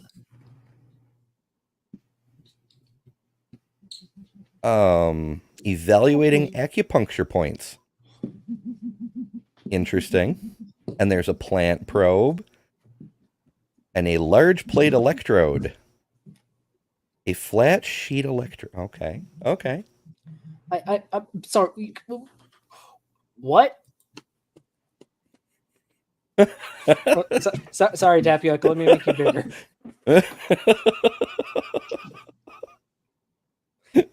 Yeah, this might be a worse grift than I've ever seen Kent do. That is an achievement. I know why don't we make meters that test for like ghost energy and shit? We could make freaking bank, yo. Here, maybe Tapioca, would you like to explain why this causes physical pain? How does it make you feel? You know, I'm not sure I even have the ability to comprehend the words.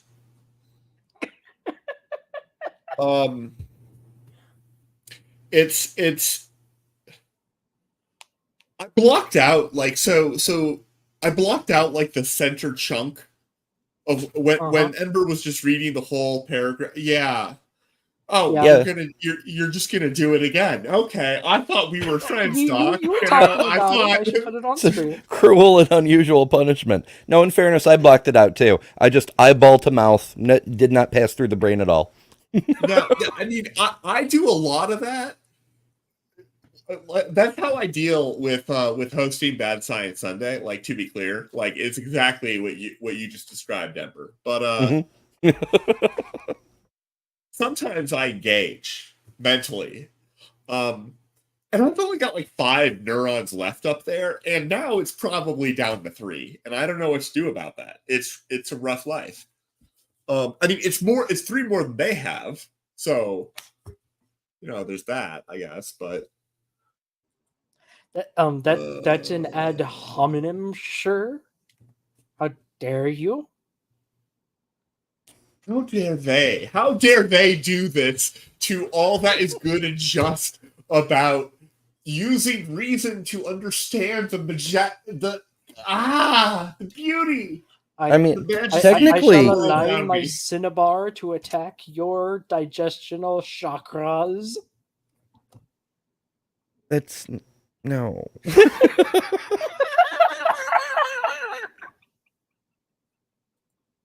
Digestional chakras. Why are we like this? Put you up to this. Did Titan put you up to this? You came here of your own free will. I feel manipulated by circumstance and my own addiction to this weird corner of YouTube. To be fair, I did warn you it was gonna be bad, and it was about this stuff. Okay. I'm just gonna like sit here and make facial expressions for a little bit, okay? Okay. What if I told you it was about to get worse? Oh, good. Well, I'm sorry, my internet, it seems to have cut out. Oh no. It's on there. It's back up. Zoom in on it. As you can see, the needle is past that 100%. Okay. So now what we're going to do, now it gets interesting because now you can see the differences with certain crystals. So this is just a nice piece of quartz that I have. So we're going to place that directly on there. Step back. Now you start to get into the measurements where we can actually see the differences. So what does that say? So it's around 80. All right. So bang on 80. All over the world, So quartz doesn't affect it as much as other things. Yeah, I'm betting it just detects shadows or some shit. Like I'm betting it's just a light sensor. Like you wave something over it and ooh, it goes off. Never mind. Not gonna make that joke.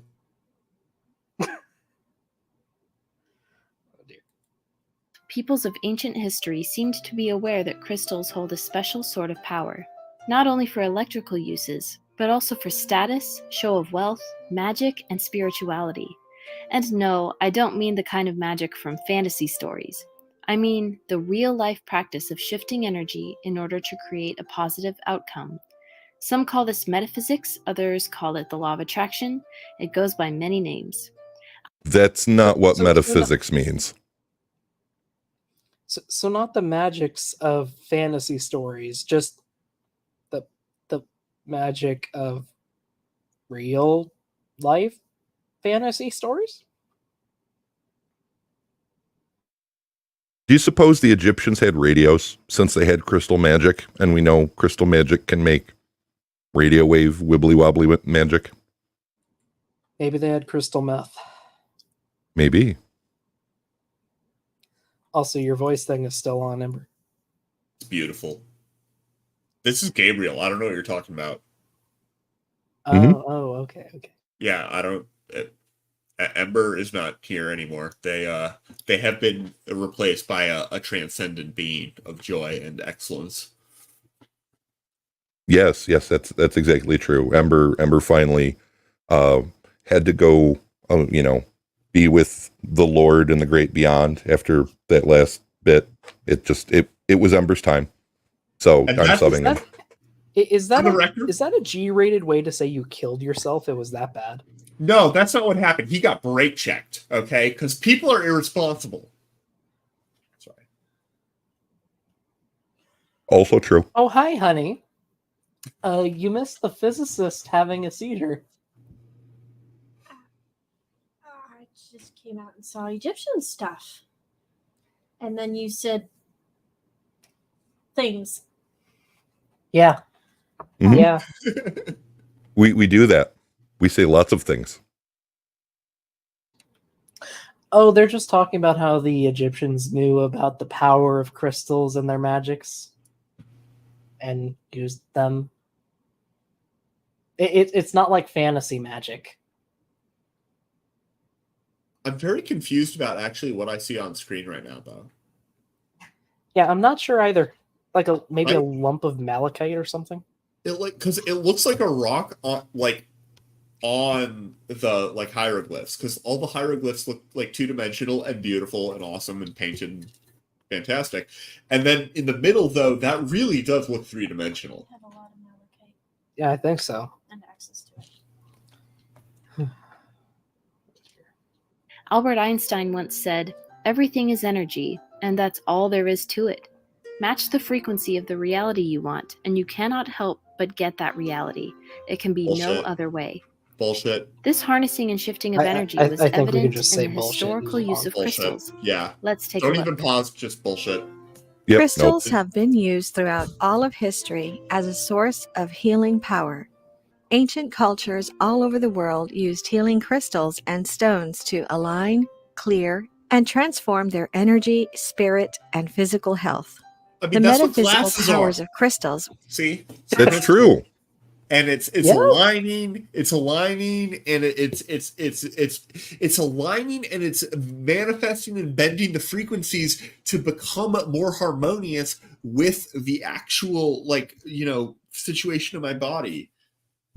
That's like not complete BS, but I hate these people. Yeah.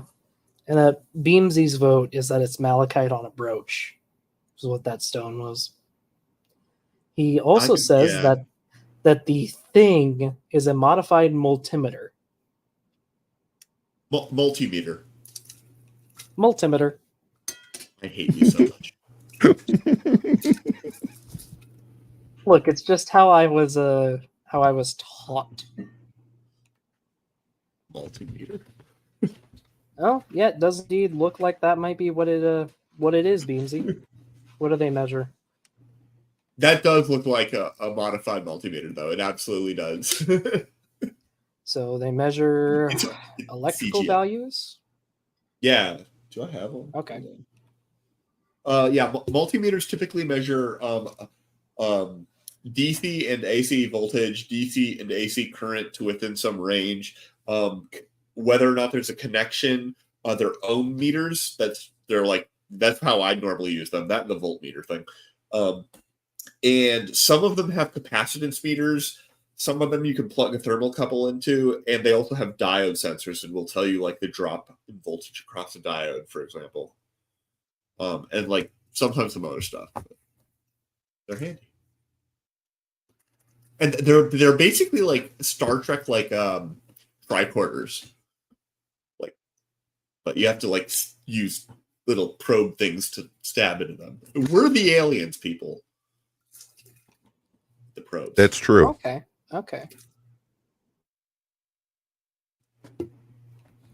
Oh.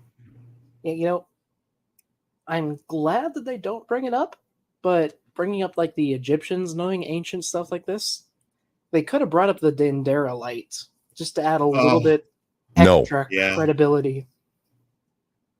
I feel like after Minuteman, though, like people aren't going to talk about that for like another couple of years. I feel like. Yeah.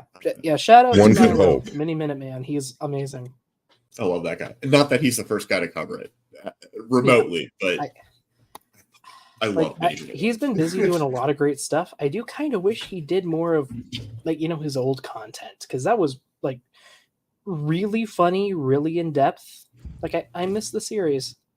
He's been trying to get back to some of it in between, like traveling to Turkey and traveling to Peru and all that crap. He's got a few new shorts out. Yeah, his shorts have been great. Yeah. He seems like a really fun guy. I'm happy he is getting to do what he wanted to do. It seems.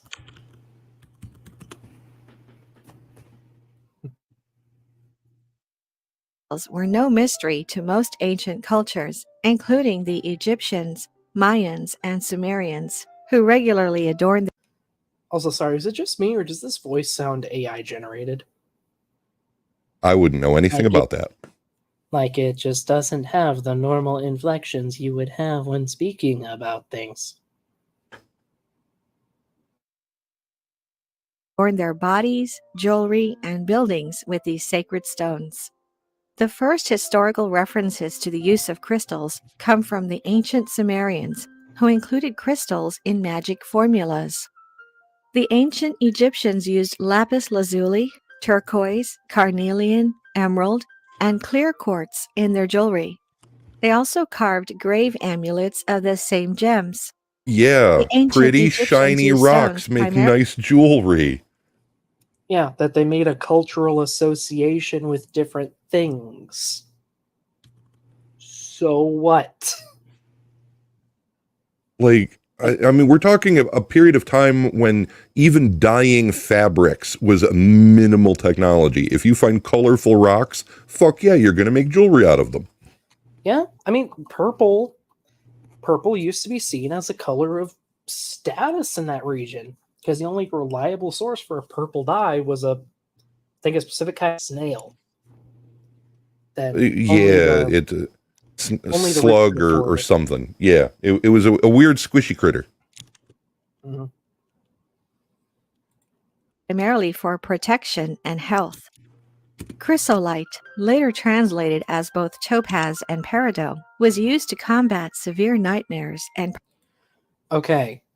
Chrysolite sounds an awful lot like chrysotile, and I'm going to check real quick to make sure they're not the same thing.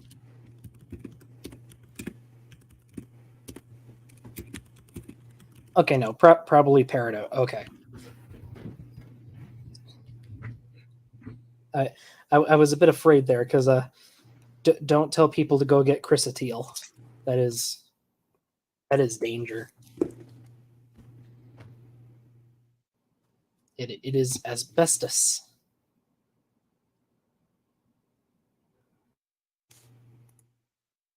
and purge evil spirits.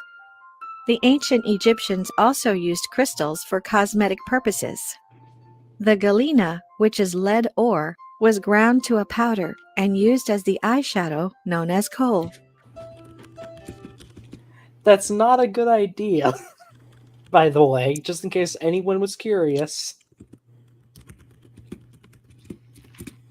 I mean, granted, the Egyptians also had, a few millennia of incest to worry about, but that's another worry they probably didn't need to add to the pile.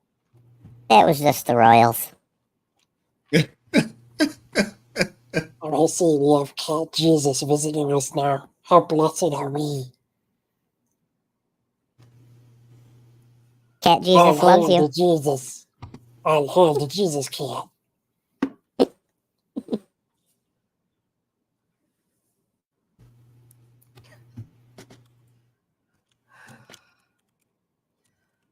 Yeah. Also, yeah, don't play with galena, please. It's a cool mineral, like weirdly heavy, but don't play with it, please, or ingest it, or use it as makeup around your eyes. Even if it is the fashion in Cairo. Yeah. Don't let the Cairo tell you what to do with your fashion. You need to be a little bit more discriminatory with that. Be safe, people. Malachite was used in a similar manner. Green stones in general were used to signify the heart of the deceased and were included in burials. Green stones were used in a similar way at a later period by the cultures residing in ancient Mexico. The ancient Greeks attributed a number of properties to crystals, and many names we use today are of Greek origin. The word crystal comes from the Greek word for ice, as it was believed that clear quartz was water that had frozen so deeply that it would always remain solid. The word No. amethyst means not drunken. What was that? No. Yes. Greece may have been on the Mediterranean, but they still had winter and mountains and ice and snow and things. The idea that there might be a more permanent metastable form of ice that would not necessarily always feel cold to the touch is not a priori absurd. I will say that. Yeah, I mean, it's not the worst idea the Greeks ever had. It happens to not be true, and there's no evidence for that, but you can have supercooled you can have supercooled fluids, for example. It's sort of like the opposite of what we're talking about, but close enough. A sine error is always close enough. And I mean, even just different varieties of ice can have different melting temperatures. Yeah. And there are 18 different phases of ice once you really get all up in the phase diagram nonsense. It's a hot mess. But also just water in general is a pathological material. It breaks all of our normal conventions of every other material. Not all of them, but a lot of them with a high amount of consistency. It's really weird. Water is weird. It's so cool. It's physics defying. You might even say it's supernatural. No, I wouldn't say that, okay? I wouldn't say that, and I resent you and everything that you stand for. Jesus, I'm going to kick you back up to heaven if you don't behave. But yeah, what I'm showing right here is a phase diagram for water. So all the blue stuff is ice, all the green stuff is water, and all the orange stuff is steam. And yeah, this is the kind of stuff you have to deal with if you work with a lot of minerals. Or just materials in general. It's a thing. And for the record, I'd like chat to notice that most of the different individual labeled regions on this chart are different types of ice.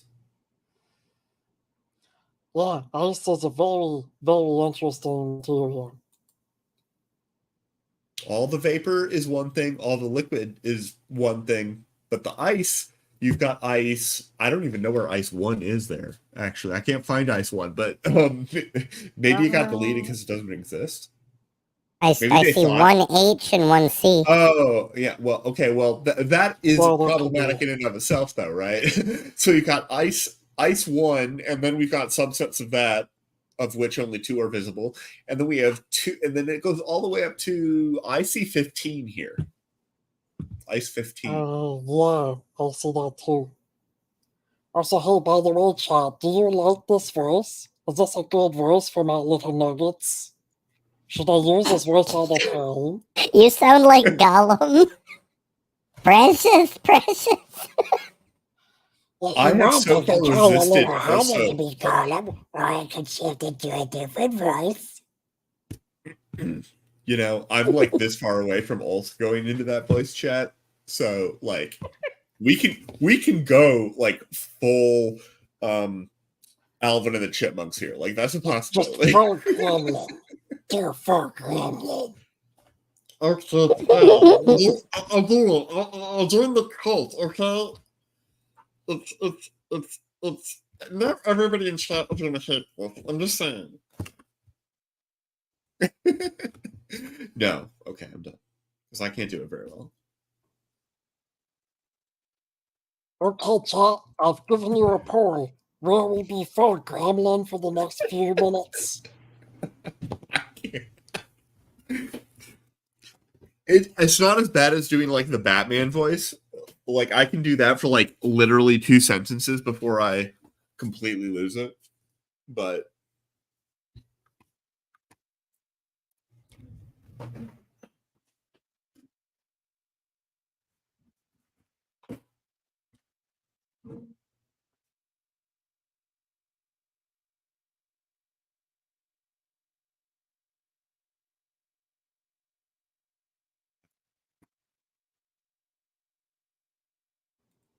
I just realized I was muted for everything I just said in the last minute or so. Whoops. Yeah, go ahead and vote, people. You can tell us how to talk. It's fun. And was worn as an amulet to prevent both drunkenness and hangovers. Drunkenness. Comes from the word for blood because of the red coloration produced when it oxidizes. Hematite is an iron ore, and the ancient Greeks associated iron with Ares, the god of war. Greek soldiers would rub hematite over their bodies before battle, purportedly to make themselves invulnerable. Greek sailors also wore a variety of amulets to keep them safe at sea. The magical properties of crystals were used even in China. Jade was highly valued in ancient China, and some Chinese. Okay, yes, different cultures had ideas on minerals that were pretty and shiny. We get it. This Doesn't isn't make any of it magical. Yeah, also, I'm going to go ahead and conclude the poll. People do not want us to go full gremlin. I am disappointed. thank you so much, chat. Did you not enjoy my fabulous voice? Oh, that makes me so sad. I just want to point out this right here, what just happened, that poll, that's why I have 4 alts. You voted with 4 alt accounts. That's not what I said. I didn't admit to that. I'm just saying, you know. No, I didn't, but I could have. I could have. Oh, yeah, and Sydney's saying the voice is better than the typical voice or stereotypical ruler. in the video or my gremlin voice? I think they are saying that your gremlin voice is more appealing than the voice in the video, but I think that's content based. You know, which, like, you know, fair, but Yeah. still. And I actually did want to go into voice acting for a while. But I prefer science. Science is a myth. Truth is a lie. I mean, science is great, but it's really fun to learn how to manipulate your voice in a bunch of different ways. It's just And it magic. can freak people out when you do it mid-sentence. Yes, I the do gremlin enjoy voice it. is better. Chinese written characters represent jade beads. Another interesting example of a crystal, which may have had both a practical as well as a sacred function, was quartz, used in ancient spears. Recently, a remarkable set of crystal weapons found inside the massive megalithic tombs of southwestern Spain by archaeologists that include crystal arrowheads, an exquisite dagger blade, and... Okay, yes. Flint is just a variety of quartz. So these are just quartz. Like they're functionally the same as almost any other arrowhead. Oh, also, we have a Bree. Where did Gabriel go? I wanted to talk to an angel. Got scared away by the golem voice. Oh, wow.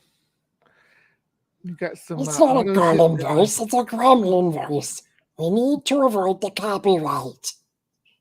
That's fair. Hello, Bree. Hello. How's it going? Are we looking at, are these like arrowheads from Atlantis? Is that what we're talking about here? From a cave in Spain, apparently. What industry are they? I don't think he said. Let me see this. I'm guessing this is a spearhead. Is that supposed to be a crystal? But it's just quartz. It's just a quartz arrowhead, which is functionally the same as most flint arrowheads because they're the same thing. Could it have been ceremonial? I don't know. I mean, functionally, it wouldn't have been any different. So it probably was just a tool. You think it would have been more brittle than flint? No, flint is just quartz. Yeah. Okay. I mean, I'm with you. Okay. Well, so it is functionally just quartz. It's the same chemical composition. What we call flint is usually just a microcrystalline variety of quartz. Why is it darker? Typically, usually has a lot of inclusions, and like I said, it's microcrystalline. So when you think of a quartz crystal, you're actually thinking of usually a much larger than normal quartz crystal. Yeah. It's a monocrystal. Quartz crystal can be microscopic, and that's what a lot of flint is. It's microscopic quartz crystals. They just aggregate all together. Yeah, that doesn't explain all of it though, because if you just have a lot of tiny little quartz crystals that are still on the whole identical, I would expect at least identical chemically and structurally on their small scale to a normal like monocrystal of large extent, it's going to look white, not well dark. So I'm there's a thinking It's got to solution, be. right? It's got to be like a doping of some type. So another term for flint is chert. Chert is more pure. It's mostly just quartz crystals. Darker flints just have more inclusions of like iron or magnesium or copper. That's what gives them their darker colors. Did they give a time frame on this crystal spearhead, or just prehistoric is kind of vague, right? They haven't yet. All I'm seeing is ancient. Yeah. Southern parts of Iberia around 3000 BC during the Chalcolithic Copper Age. Okay. Oh, that's a lot later than I was thinking. I was looking at like Solturian points and stuff. That's like 22,000 years ago. I mean, it's a good material. Like as long as you're patient, you can form it into almost anything sharp you want. It's a really, really good building material for tools. Yeah, it was probably just somebody said, what if we use the same stone knapping techniques we do on flint on this flint-like stone, and lo and behold, we have cool transparent arrowheads and shit. Yeah.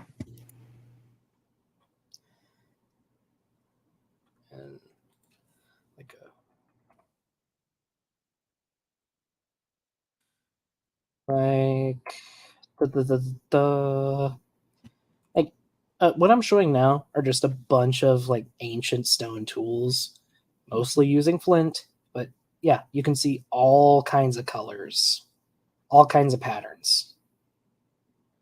You're variety of right. material. I was looking it up and I was like, I needed to withdraw my statement about flint being dark. I got in my head, I always was thinking of like the black shiny version, but like the onyx almost type. That's what a lot of people think of. But yeah, it took very little time after Googling to discover that is not accurate. So yeah. Where I grew up, we had tons of chert, which is the white/gray variety, just everywhere in the rock, just like this. Hmm. You okay, buddy? Now I'm worried about Buddy. Cat puked on the rug. I'll be right back. Oh no. That'll happen from time to time. Mammals are so fragile. Right. So there was this like really weird copper industry in the Great Lakes area because they didn't have a lot of flint to work with, I guess. But they made like these before anybody else started working with copper, like at any capacity. These people were making all their arrowheads and their knives and everything from copper, and they didn't, because the copper was so pure in this Great Lakes area, right? Like 99% or 99.9 or something like that percent copper, which is really rare in nature.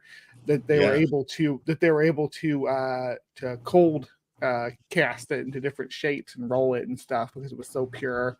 And, copper is ductile and copper's malleable. awesome. You can do all sorts of stuff with copper. It's not particularly hard, so it's not like great for sharp edges, but it's super soft. But like if you're you could reshape it though. You can reshape it super easily. So if you're trying to cut, if you're using it like as to cut meat and stuff, it'll get the job done.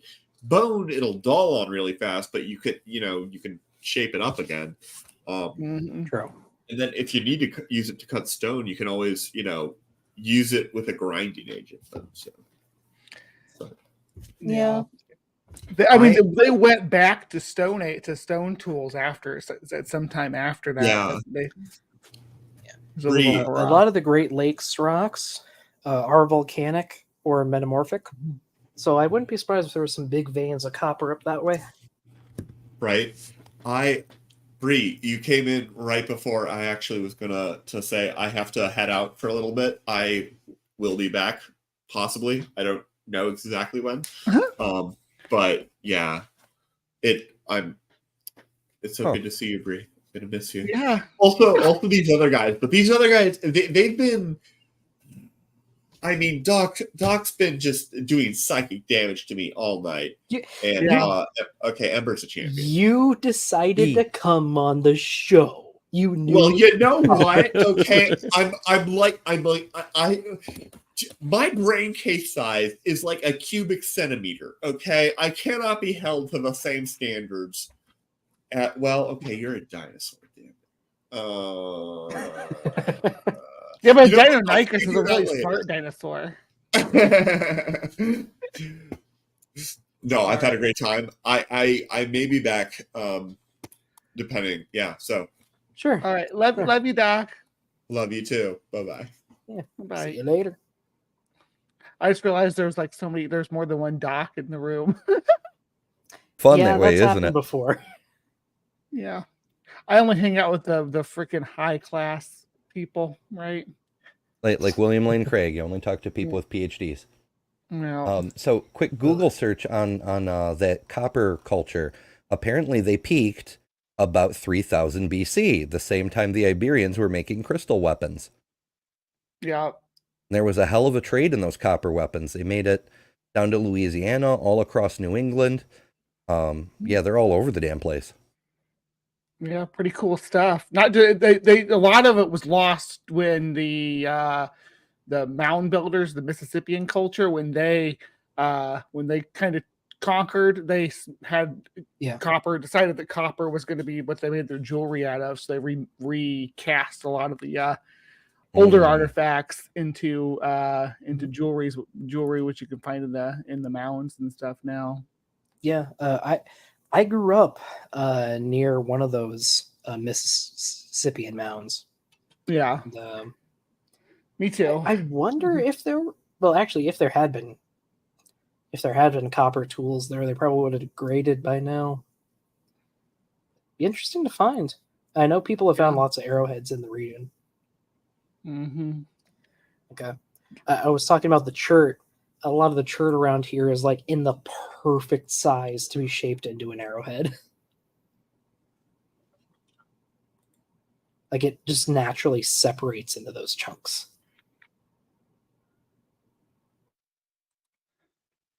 Archaeologists that include crystal arrowheads, an exquisite dagger blade, and cores used for creating the artifacts, all dating back to at least the 3rd millennium BC.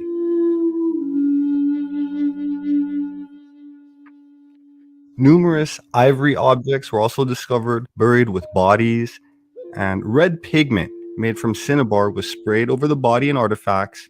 Most, if not all, were found, I believe, in the fetal position. You can't just say ivory without clarifying whether it's walrus ivory or elephant ivory. We're talking about Iberia here, but they would have been adjacent to, and this would have been when Doggerland was still above sea level, so it would all been one continuous seashore. And I know that Great Britain had a walrus population up until the Viking era. So. I didn't know that. Back during this time frame, I wonder if the walrus population would have been all the way down to Iberia. At least during a colder time period, right? Everything's locked up in glaciers. Just a thought. So this is the mineral he said was sprinkled over the bodies. This is cinnabar. Looks really pretty, doesn't it? Mm-hmm. I thought it sounded like a spice name. Oh, it's very similar. There's so many gems and spices, like sapphire and saffron, cinnabar and cinnamon. Yeah. Only thing is, if you ever get your hands on cinnabar, don't touch it without gloves and never put it in your mouth because this thing is half mercury. Oh. What's the other half? I think it's mercury sulfide. Yep, mercury sulfide. So, okay, so. Is that where the ancients got all the damn mercury? I'd always wondered, like, it seems so hard for us to find mercury today, right? But we know there's burial tombs all over the Mediterranean where the sarcophagus was like in a lake of mercury. Like, where did they get all the damn mercury? The Really common ore. is that the red mercury that they talk about? Yes. Tentatively, yes.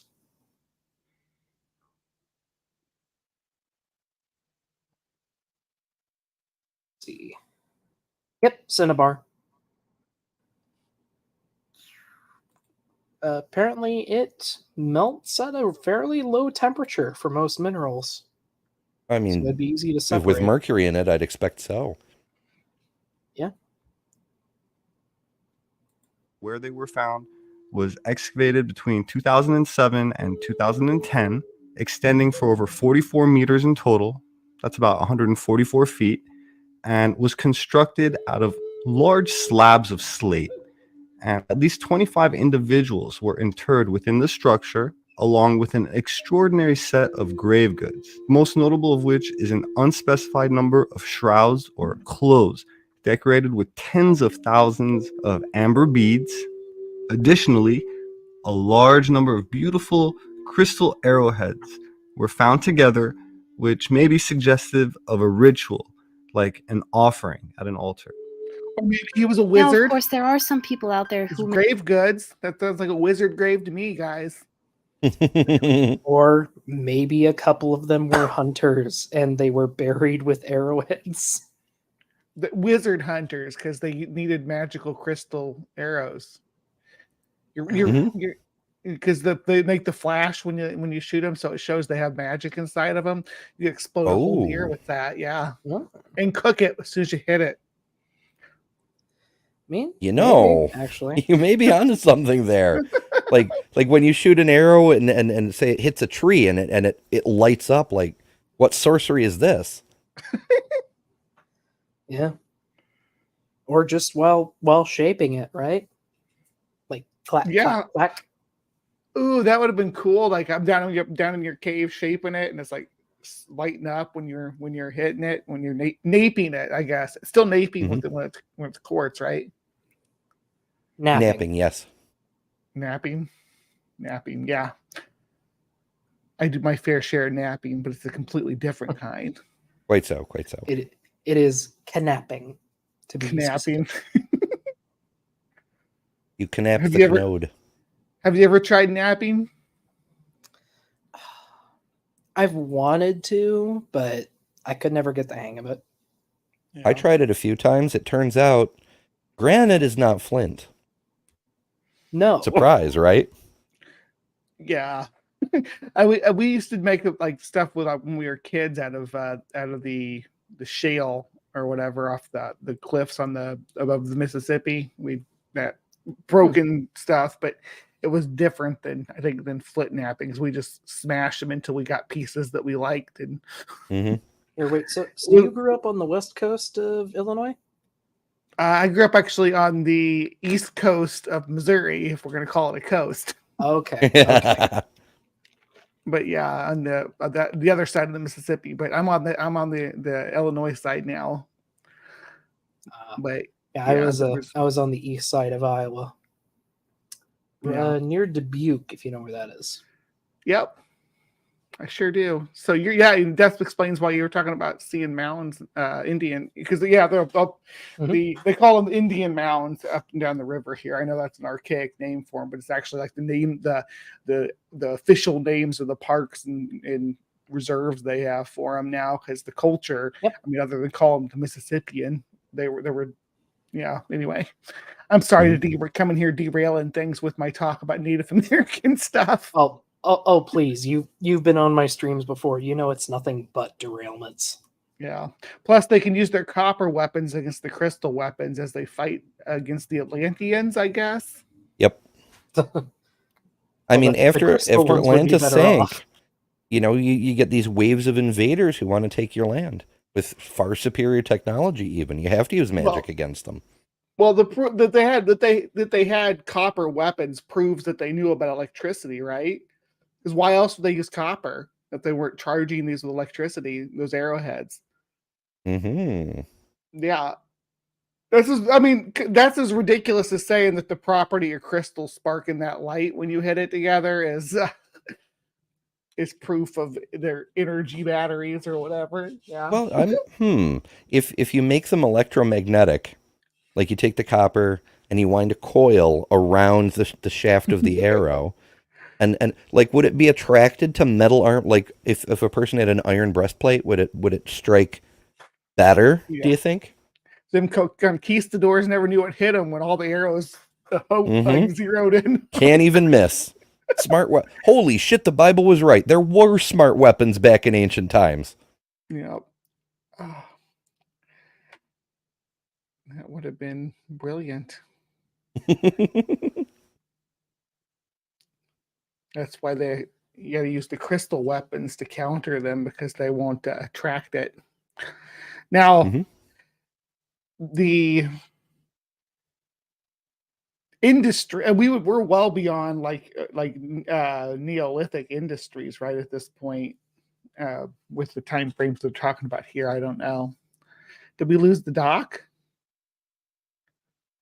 Which one, Duck Dino? Sorry, apparently Cat puked more than once, and I only saw it once. Makes sense. Is the kitty feeling better now? Hopefully. Hopefully. Sounds like hopefully up all of his dinner. Silly kitties. So you think if you had this spearhead with the crystal on the end of it, and you hit bone, like when you say you jabbed at a mammoth and if you hit bone, do you think it would light up?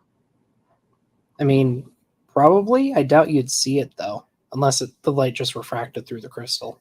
Unless you were hunting at night. You're basically dead at night. Even then. That'd be crazy looking though. Think about that, like out there stabbing the mammoth and it lights up every time. Someone should make a animation of that. That'd be pew pew pew pew pew. Now I'm really into these crystal arrowheads and spirit. I'm just now learning about these. I hadn't heard about it, so I'm actually, fascinated now. I might incorporate these, and I'm trying to start a D&D campaign. I might incorporate that. That's actually a fun idea. Hell yeah! Magic them up a little bit. It'll be fun. Now it's my turn to be right back. Okay. I'm gonna go ahead and play. Who may have a religious aversion to crystals. Some Christians, for example, believe that crystals are evil. They believe that when you have a crystal in your home or hold it in your hand, you're messing with some sort of demonic spirit or you're worshiping an idol. To that I say, I'm religious, I believe in Jesus Christ, and if a simple crystal holds evil spirits, you'd better get off your computer and throw away your smartphone right now. They have crystals in them. No, obviously, crystals in and of themselves are not evil. An object is not evil unless we intend to use it for an evil purpose. The ways that most people use crystals have absolutely nothing to do with demons, contacting spirits, cursing people, or anything even close. Crystals are used for the positive energy they emit. And when we are around that positive energy, it helps us realign mentally, emotionally, and yes, even spiritually. Don't believe me? How about we look at the crystals that were used in the Bible? That's right, there are sacred... Okay, little bit there. So, a Christian crystal practitioner. Which, I mean, fair enough, I guess.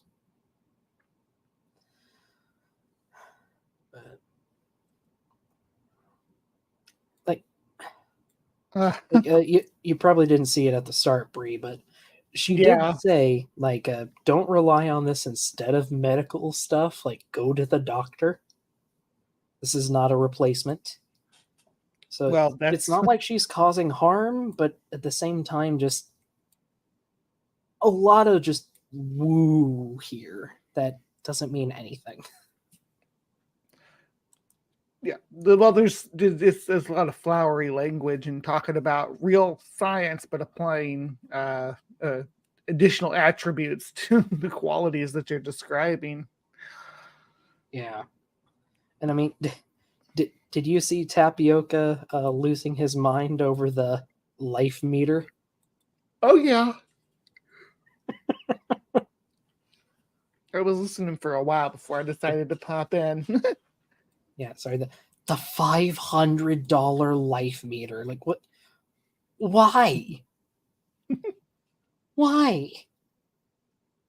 Oh, horrible. And yeah, she is still spreading misinformation, which is what this series is trying to fight against. And that misinformation can cause harm. And we're actually about to get into some of the stuff that definitely could cause harm to people. Is this channel, is this like a spirit science type channel, or? Seems to be. Yeah. Oh, let me go ahead and double check that. Because I didn't go through many of her other videos, but yeah, I hadn't heard of this channel before, so. Oh, apparently she has a more recent video that says she left religion. Oh. So I guess she's no longer a Christian crystal practitioner. Interesting. Jinx. Huh.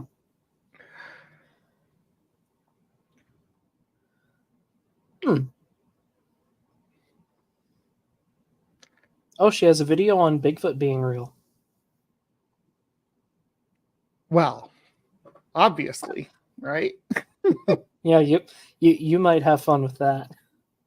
Yeah, I'll have to check out more of her stuff. Lady Luna, huh? Yeah, and she talks about tarot cards and other stuff like that. A lot of other new age things. But she hasn't uploaded a video in like 8 months. Oh, she just changed channels. Okay, she has a short explaining it. I wonder why. She had 20K subs. Oh, Yeah, actually 20K subs, but her more recent videos only have like 100 or 200 views. That's weird. Is that what her channel's called? Lady Luna? Yeah, Lady Luna Spirituality Beyond Religion. But yeah, her view count doesn't sign up or doesn't align much with her sub count, except for a few videos which have like she has one that has 700,000 views and another with 400,000. But then the rest are a couple hundred at most. That's weird. Oh, I just found her channel. She calls her followers lunatics. Yeah, we commented on that, but that's good stuff. Odd. Like it's like she had an initial massive boom and then immediate die off. Weird.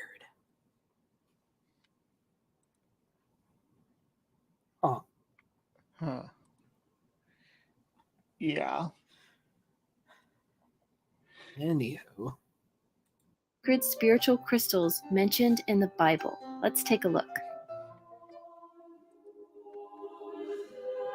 Second was the ephod, a richly embroidered vest or apron with 2 onyx engraved gemstones on the shoulders, on which were engraved the names of the tribes of Israel. Third was the breastplate, which had 12 different stones in gold settings fastened to the breastplate, each engraved with one of the names of the tribes of Israel. The breastplate was folded in half to create a pocket where the Urim and Thummim was stored. The fabric for both the ephod and the breastplate were woven from golden thread. Each of the pieces of clothing. And that way, with apparently this is ancient priest attire. Yeah, that doesn't sound right to me. We just did those chapters in Blasphemer's Bible, and the breastplate It did have gold in it, but it was definitely metal, and the Urim and Thummim were set near the collarbones. So will these attract the charged Nephite arrows though? That's the question. The Nephites are Book of Mormon. Yeah, well, we were talking about the copper industry that they had. Those were clearly Nephites, right? Or the anti-Nephi Lehis. Yeah. Yeah. Oh, and possibilities. Maya's asking if she's too sciencey. From what I've seen so far, she tries to justify the New Age woo with a misunderstanding of science. No, Maya's got a valid point. There's like semi-science verging into pseudoscience channels like Riddle and Astrum, where there's a little bit of sciencey sounding stuff and the rest is complete made up bullshit, and they have or like spirit hundreds of science, though, that's thousands or mostly made up millions of bullshit. subs. Yeah. You know who really went off the deep end with that? Freaking Armored Skeptic. He used to like review and like I used to watch him. He used to do like debunking videos about young Earth creationism and woo and stuff and spirit science. And now he's like pushing his own brand of And then he level broke conspiracy. up with his partner, and she kept being okay, and then he went off. Are you talking about Shu? Yeah. Yeah. Shu's still She doing seems stuff. pretty cool Yeah. to me. Yeah, she's still there's a lot of active. weird shit. Armored Skeptic used to be a lot like Logic, and then got into conspiracy land. Oh, and yeah. I don't know. I love most of his older videos. Yeah, some of them were pretty styling. Yeah, Ken Wheeler. That's believe it or not, I actually knew Ken Wheeler before I got into the skeptic space of YouTube. Once upon a time, he was a professional photographer. he used to like powwow with the other big names in the industry. Yeah. And then Skeptic. His older videos had a really fun sense of humor, and he would do skits in his videos, but they were actually funny. Mm-hmm. Like one of the few channels I watched that actually managed to pull it off. Yeah, it was a lot like old school Logic. Like Logic is still cool, but he goes like hardcore on the philosophy now, whereas he used to just make witty jokes. Well, Logic crossed over with Armored Skeptic. Yeah, they had at least one crossover. And then they had definitely had a falling out about the same thing that the same bill that Jordan Peterson was throwing a fit about is what where Logic and Armored Skeptic split. Yeah. That's gonna happen though. But yeah, as far as Maya's original question about woo peddlers being more popular, I wonder if it's because anybody who cares about accuracy can do science. There's a gazillion science-oriented channels. There's only, I don't know, just a couple hundred total batshit woo channels. And so the people who are into that get concentrated into bigger fan clubs or something. I mean, maybe, but like at the same time, so apparently she started her YouTube like 10 years ago, and she got a couple K views. Then she hit 400,000. Oh, she touched on law of attraction right when it was 700,000. starting to get popular. Look at the two super popular ones. They're both law of attraction related. Yeah. But like two massive videos, and then just slowly dwindling. Then all of her more recent stuff is lucky to hit 200. Yeah, she drove away her audience because she wasn't selling what they were buying anymore. Yeah, but she still has 20K subs. A lot of people don't bother to guess people unsub. They just don't watch to anymore. unsub. Yeah. Or they're dormant accounts. I mean, from 10 years ago. True. Huh. Just odd. Huh. Clothing, including their materials and colors, pointed to Jesus the Messiah. the great high priest. Perhaps the most significant and expensive part of the priest's clothing was the ephod and the breastplate. According to the Bible, the stones on the two shoulders, engraved with the 12 tribes of Israel, were to represent that the high priest was to symbolically bear or carry Israel upon his shoulders at all times. The 12 stones on the breastplate, likewise, represented that he was to carry Israel against his heart. So you see, it doesn't matter what religion you are when it comes to using crystals. They can be used by anyone. They are simply a natural source of positive energy from the earth. One common way people use crystals is to align the chakras, which are the 7 energy centers of the... I will say it's kind of odd to have her website and her ads just on screen like this throughout the whole video. That big. They don't need to be that big. Like a quarter of the screen. It's usually like an end card thing, right? Well. Yeah, and I don't know. Maybe these videos are from a time before you could have the little transparent icon in the corner or something. This is oh, it's only from a year ago. Okay, well, I don't know. The original is from 2020. Oh, I see. Still, But I don't know. I think you could do that back then. Yeah, I'm pretty sure you could.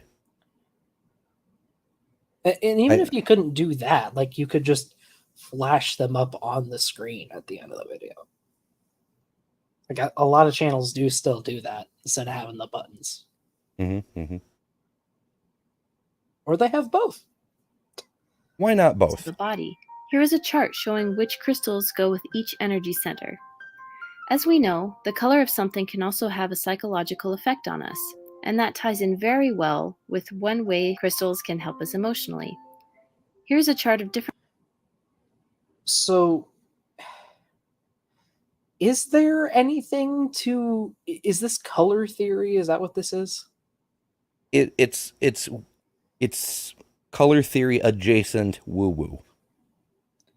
Okay. Like, colors can actually affect your mood very slightly. Like, blue will have it doesn't cause an emotion, but it'll calm a bit. And by a bit, I mean, like, it's almost a rounding error in the statistical significance. But it does show up. Yellow can make you more focused or more agitated.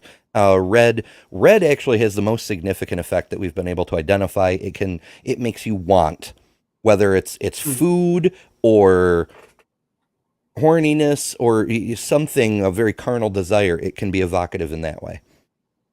Okay. I mean, like, I remember first hearing about it when I was in high school, and I just noticed that, like, all the walls of the classrooms were painted this same, just barely off-white yellow. And that specific shade, if I stared at it too long, gave me headaches. Yeah. I'm still not certain why that is. That potato salad yellow. Love it. But I mean, not even that. Even more washed out. All in all, it doesn't make that big a difference. After all, Mr. Beast colors are teal and pink. You know, and he's fucking gigantic, so it doesn't really do much overall.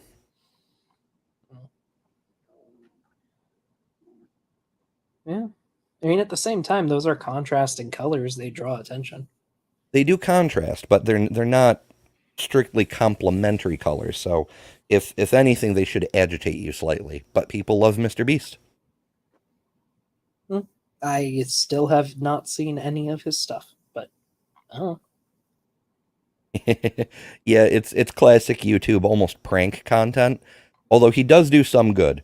As I've mentioned a couple of times, he started out, actually, the early version of his channel was almost Matt Powell-ish. It was like a combination of pranks and ministry. But he gradually got more and more into just doing weird challenges, and eventually he just went straight up agnostic. Dropped not just proselytizing, but Jesus entirely. He said in a few interviews, he's like, I'm pretty sure there isn't actually a God. You know. But he hasn't made a big deal out of it because he doesn't want to alienate his audience. But what he does do is do a better job than Jesus. he doesn't directly say it. He just says, I'm very rich, so let's go restore the sight of 1,000 blind people. And he makes a video about it. He did deaf people, he did amputees. He's going whole hog on just showing how humans are better than Jesus. If you have the opportunity and the resources, you can do more good than any imaginary friend ever has. Interesting. Also, that's sort of a parallel to our the person who did this video, because apparently she left Christianity after this video was made. She was still a Christian apparently when it was made. But different colors and how they make us feel psychologically. Let's learn some other ways crystals can be used in everyday life. The best probable way to use crystals would be to work with the chakras, study the chakras a little bit, and then choose your stones with each chakra. now this, on the other Get hand, stoned. I know that there is nothing to support. Well, you definitely want to get stoned. You're gonna start doing chakra stuff. I mean, that goes hand in hand, right?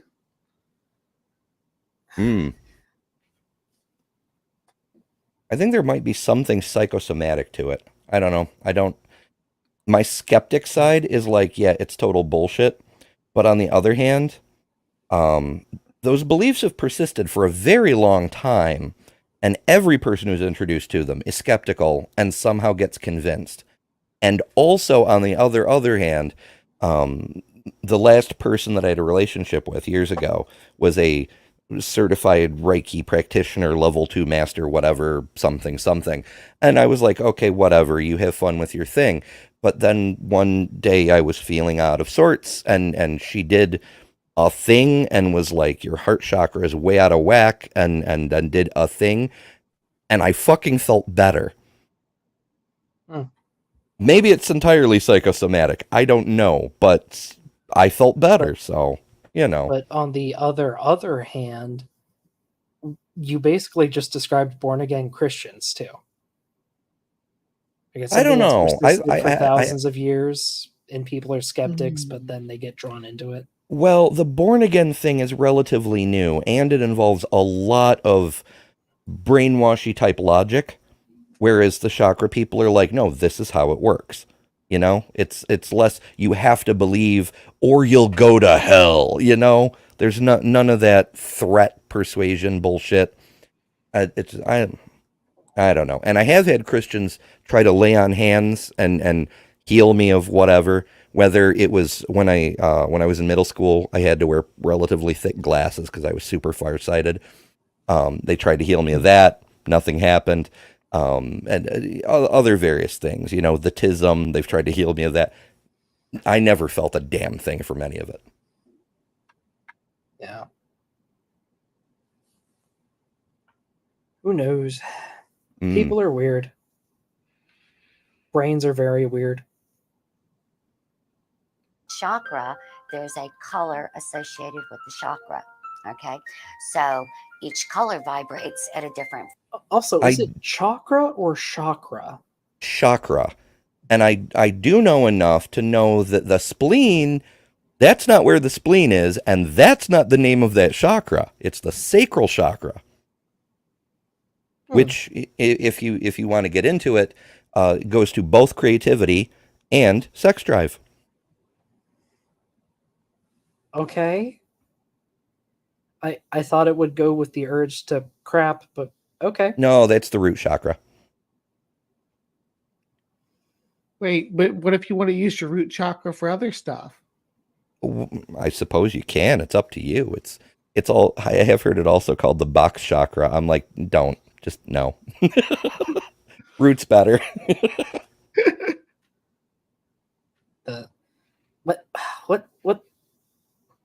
What's the term for the tailbone? Coccyx? The coccyx chakra. Yes. The chakra, if you will. Chakra, yeah. or root word of cockamamie. So you would find a gemstone that is the color of the chakra that you feel like you're having a problem with, whether you're having a blockage with energy or you're having a problem with your throat as far as speaking your truth. That color would be blue, so you would find a blue stone and you would meditate on it. You could just. And this is just complete BS. Is this what the Reiki master did? No. Not even a little bit. Her thing was more, she'd like align her hands and like close her eyes and focus and hover over the spot. I actually taught her a neat trick. If you slap your hands real hard, you can generate heat out of your palms. Just a little bit, but it's enough that hovering your hands over somebody's skin, they can feel the heat difference. And adding that little thermal touch kind of increased her powers, for lack of a better term. It like she reported that people were able to feel the energy more strongly.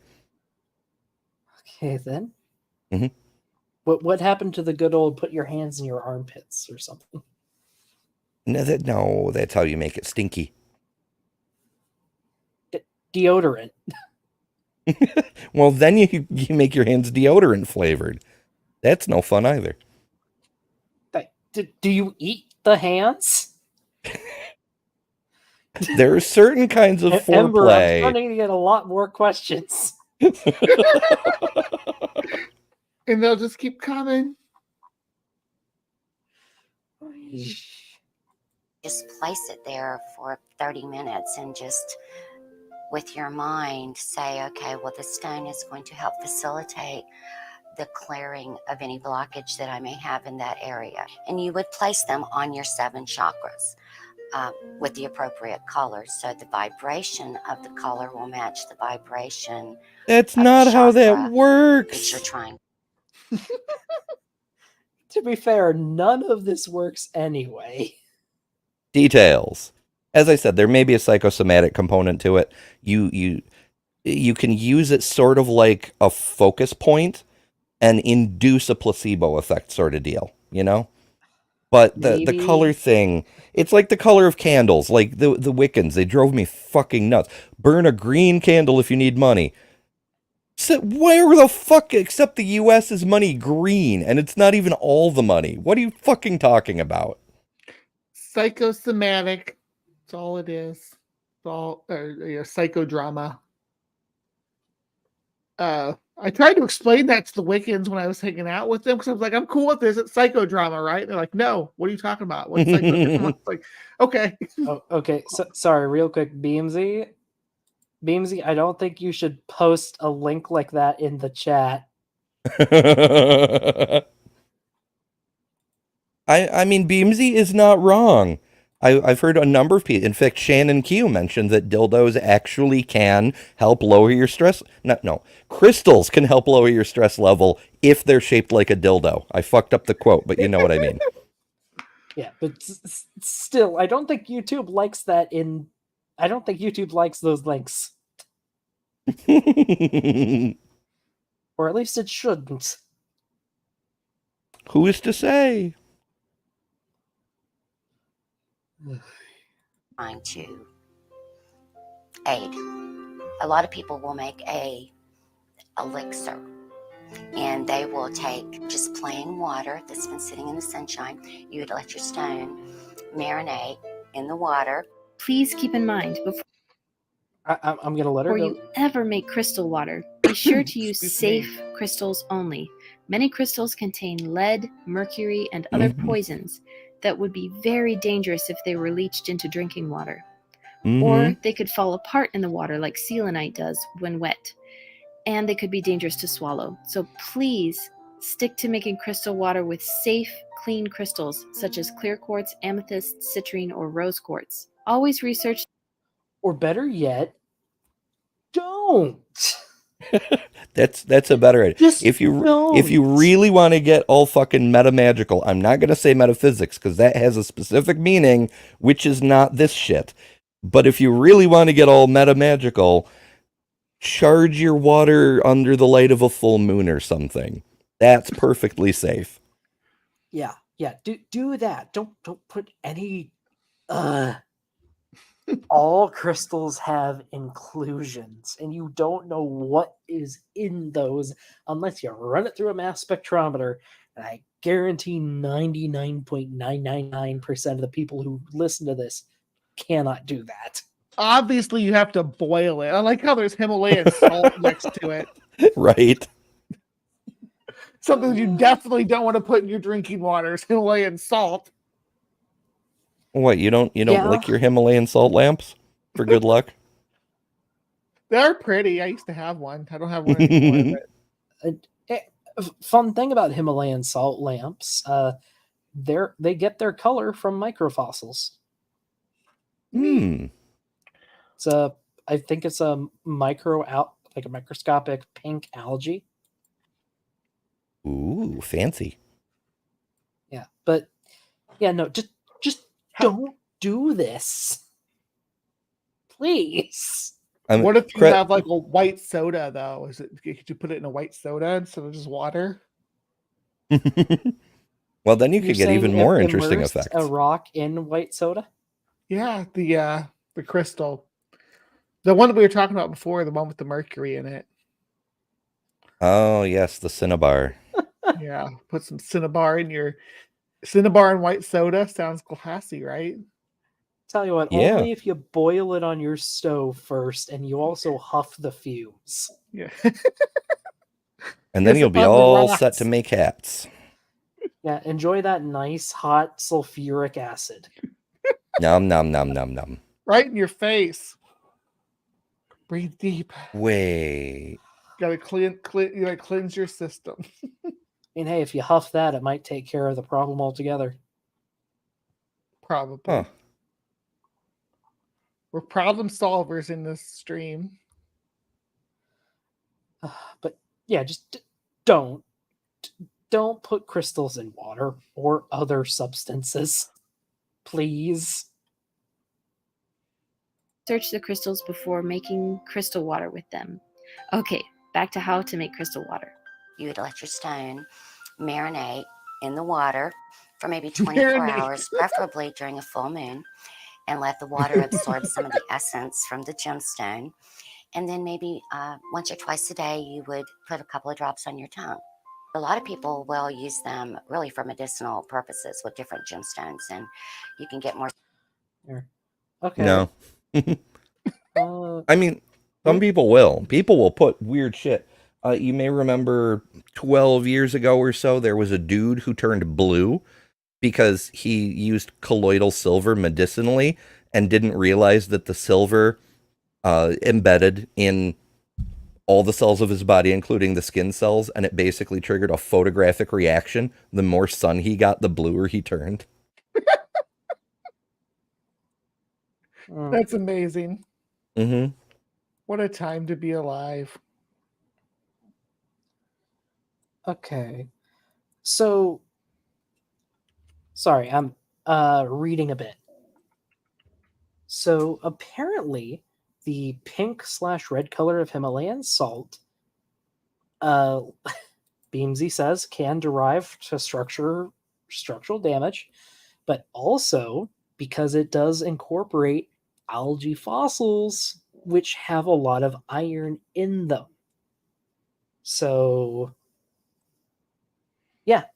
So it is from iron deposits that are contained within algae fossils. Just kind of neat.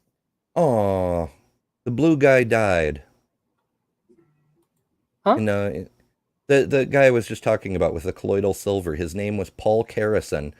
He passed away at 62 back in 2013.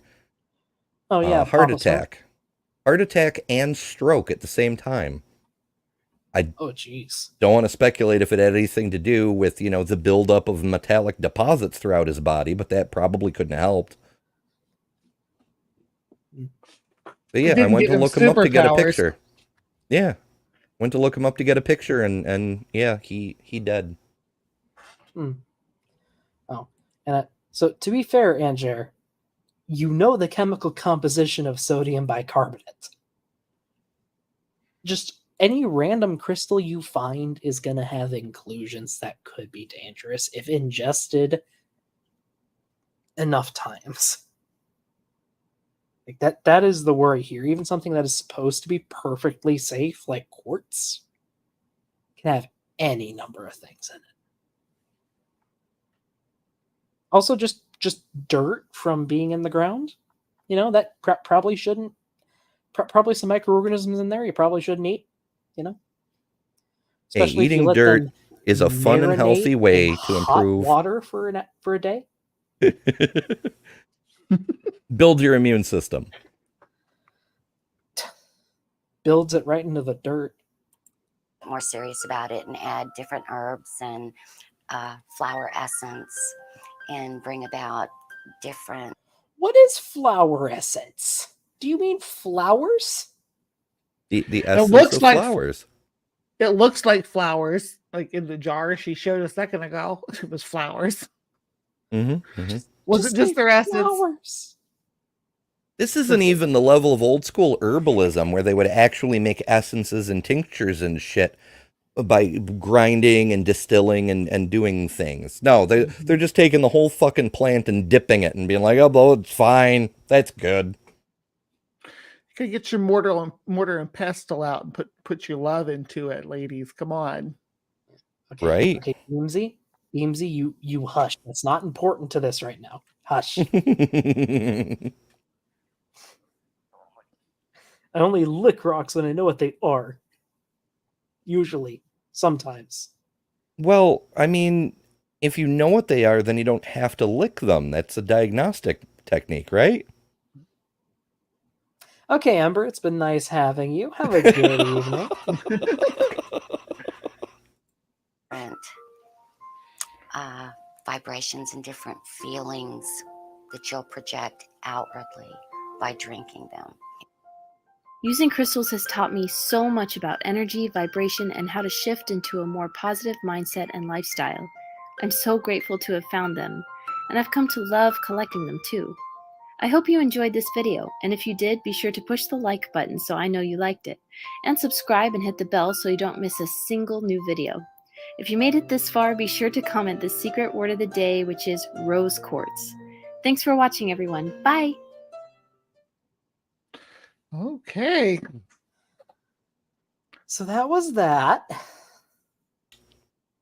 Oh, hey, Ember's got a new video out. Yeah, look at that. Oh, The yeah. search for hey. truth.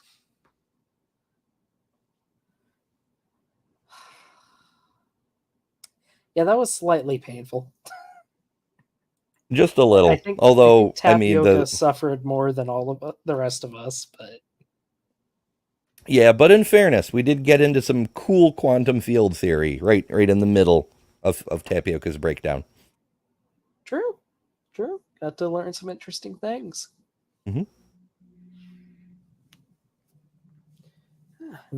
Thank you both for joining me. Tapioca, if you can hear me, or if you listen to this later, thank you very much for joining. Yeah. Yeah. This has been a fun installment of the Creation Science Theater. A bit different from most. Might take another week break from Christianity, but we'll have to see. Yeah. I sometimes encountered it's fun to something get out else of the old earlier rut. Did Well, you I encountered something else earlier that was horrifying. Yeah. Sorry, you were saying something. Oh yeah, I was just did you see that about the biggest T-Rex that I shared in that group, in our group? Yes. So, for those not in the know, hypothetically, we have a new largest T-Rex on record. And the interesting thing is, it basically pushes the range of what was just this year proposed for an upper limit for T-Rex. This one is about 20% more massive than the previous record holder. The theoretical maximum was 30% higher than the previous holder. So, pretty neat. Yep. And there's Bertha that the new papers are still coming out on too. So that might change things as well when those dimensions come in. I don't think there's too much on Bertha yet. The only issue is that it's Bertha and I forget the other one, but they're Cope. fairly What was that? Cope. Oh yeah, Cope. They're fairly fragmentary, and there's decent individual variation in T-Rex, so you need to do a really comprehensive analysis of all the body parts we have just to make sure they weren't just oddly proportioned. Because there are a few Tyrannosaurs like that. Right. They had a pretty decent range of time, but about 6 million years for T-Rex? 2 million years. Oh, I thought it was much longer than that, but we have like a 30 to 40 decently complete specimens, and like they fit a pretty decently paced growth curve that we can map out pretty well, but they're still outliers. Like there's this teenage T-Rex that should only be a little bit bigger than Jane, and yet is one of the largest T-Rexes we know of. Just weird outliers. Well, Scotty is proportioned weird too, isn't he? Has really long femurs and stuff. Because Scotty was the biggest. They're currently the recognized as the largest. Oh yeah, looking at him or looking at his skeleton, yeah, Scotty has longer legs than normal, or at least appears to. Yeah. I thought I'd read something about that I don't know, it's been a while ago. Yeah. Anyway. Yeah. Actually, here's an illustration by Scott Hartman, who does a lot of really good illustrations. So FMNH, this is Sue up here, compared to Scotty. And yeah, he has proportionally longer legs, longer tail, smaller chest, and smaller head. Oh. But to be fair, Sue is weirdly heavily built for a T-Rex. Like she is thick for a T-Rex. I've seen Sue in person. Yep. Sue is a pretty old gal. I mean, the age difference is relatively minor between the two. What's the age estimate for Scotty? Because Sue is 31, I think. How old is Scotty? I'm looking. Okay, I'm looking 21? for age at death, not age of the fossil. Come on.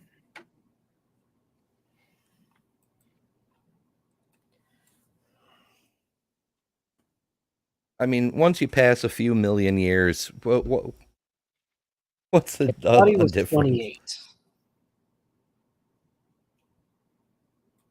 Scotty was 28. Sue age at death. T-Rex. Oh no, Sue was 28 too.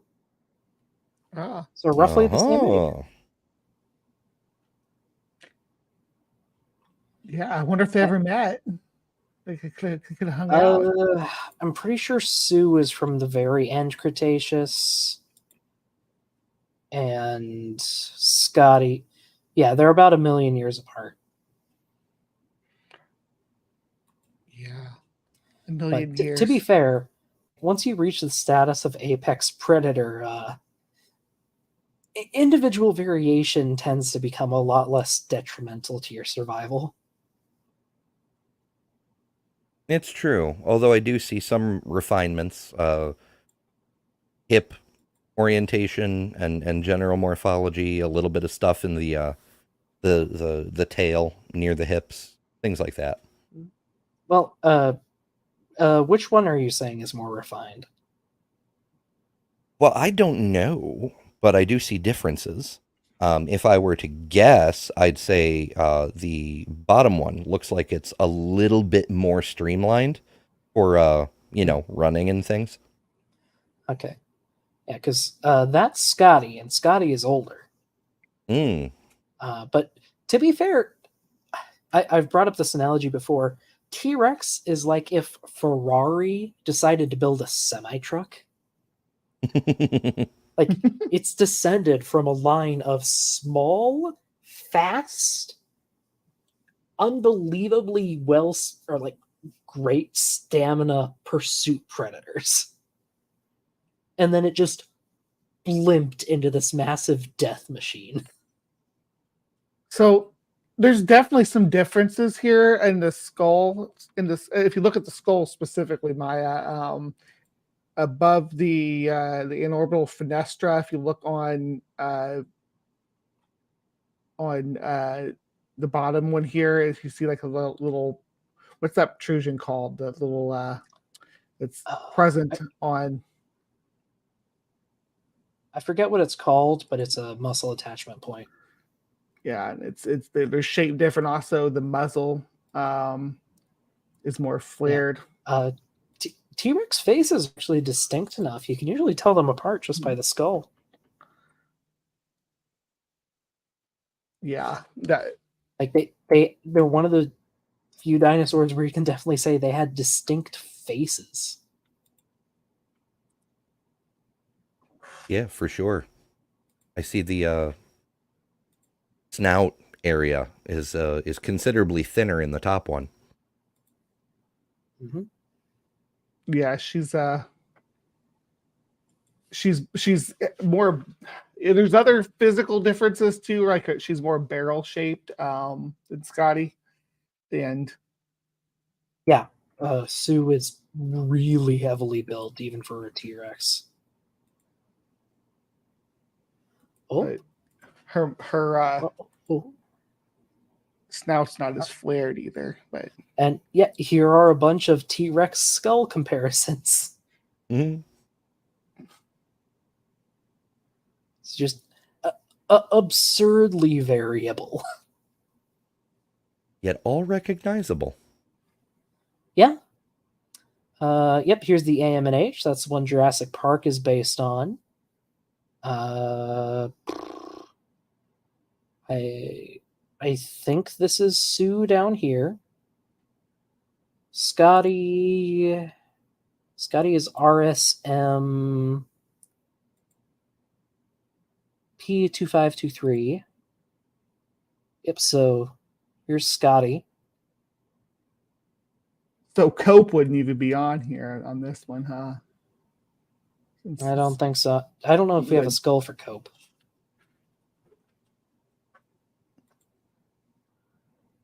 Yeah, it might just be a femur.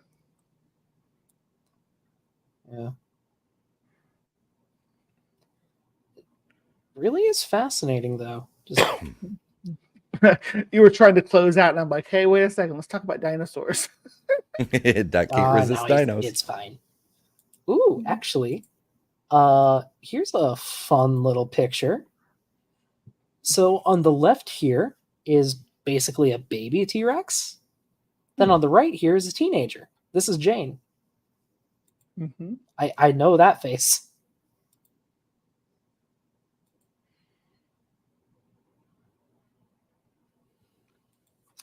It's fascinating how much bigger the nasal area opens up as they grow. Mm-hmm. I mean, their whole skeleton just changes dramatically.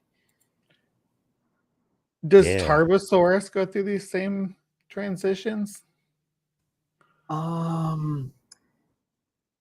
believe it appears to. I don't know how many specimens we have, because we have less Tarbosaurus overall than we do Tyrannosaurus. But yep, we do have a juvenile Tarbosaurus, and it appears to follow the same trend as Tyrannosaurus does. Yeah. Cool.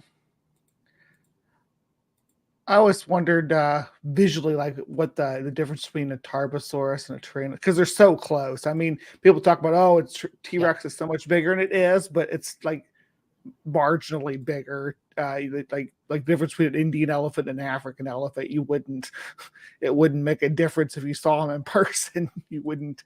But I wonder if they'd be like the differences between like a lion and a tiger, you know, or between a Indian elephant and an African elephant at their full size, of course. Yeah, I'm not actually too sure.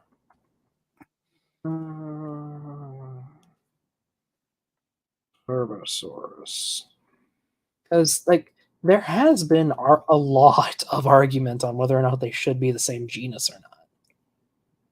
Right. I think that's only recently been like, nah. They were talking about splitting T-Rex into 3 species under the same. That was immediately shot down by almost everyone else who works with Tyrannosaurus. Yeah. Like that was no. Tyrannosaur vagina, Tyrannosaur imperator. Here's actually a pretty good illustration. So Tarbosaurus is slightly smaller and it's more lightly built than T-Rex. There's also a difference in where the eyes are positioned.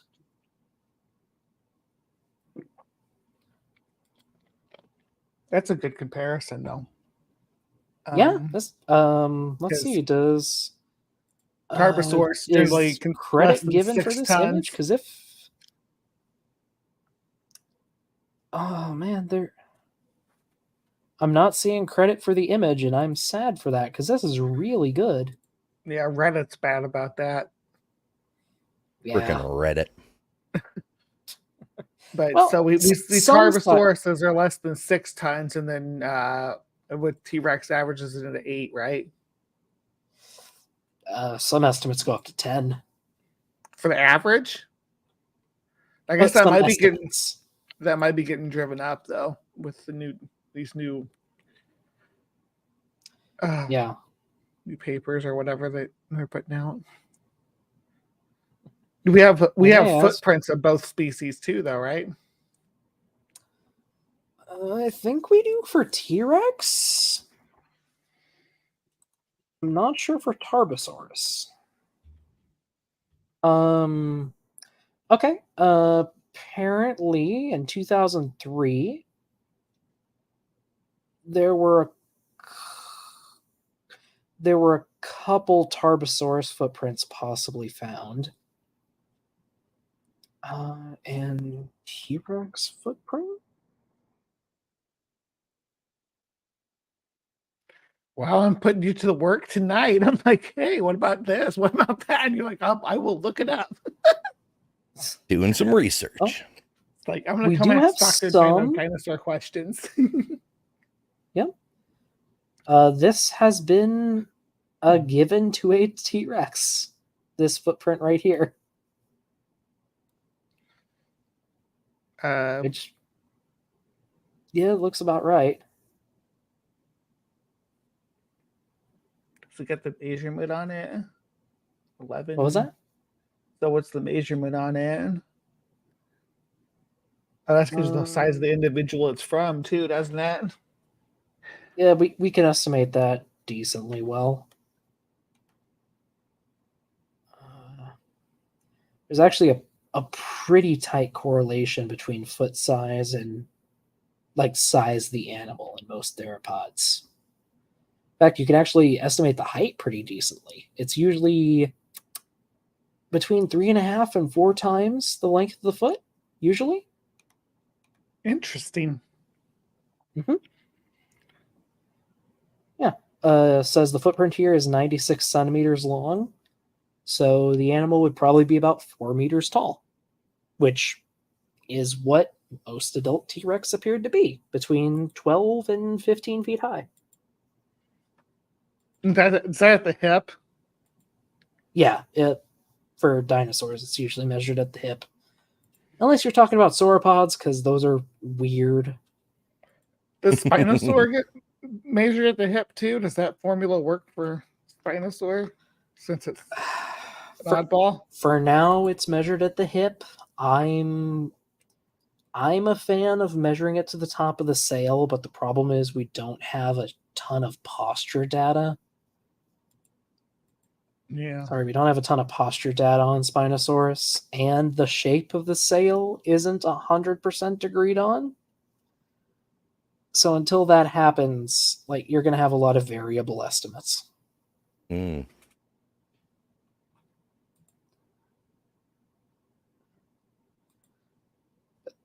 Oh, yeah, here's a thumbnail for a video that was talking about the T-Rex Yeah, the three. species. Yeah, pretty sure. I think this one here is Sue in the middle. Gonna guess Scotty for this one. So Sue wasn't the one that they were going to call Regina or Regina or whatever? No, they tried to put Sue into Imperator. Okay. Which, to be fair, the Tyrannical Emperor is still a pretty good name. Yeah, Like, but I mean, it's the Tyrant Queen. It would be the other one, Regina. Yeah. Mm-hmm. Yeah, all of these names are good names. There's just not enough data to support T-Rex being split into 3 species like this. Yeah, so let's give them to some new species instead of... As far as we can tell, it's just a highly variable species because it was the apex predator. The only thing it had to fear was other tyrannosaurs. Well, and bacteria and tooth infections and viruses. The only thing it had to fear earthquakes being killed and big being hunted meteors. by. The only thing that could hunt a T-Rex was a T-Rex. And big meteors. They fought a lot. In fact, actually, Scotty, I'm pretty sure, was found with another T-Rex, and they might have fought to the death. Do they think that they engaged in face biting? Oh, yeah. A lot of T-Rexes have bites on their faces. Yeah.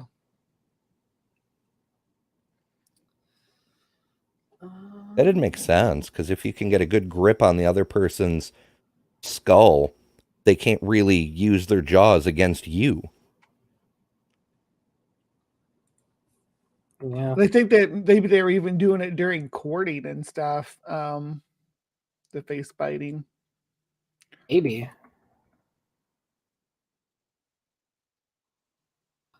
Let's see if...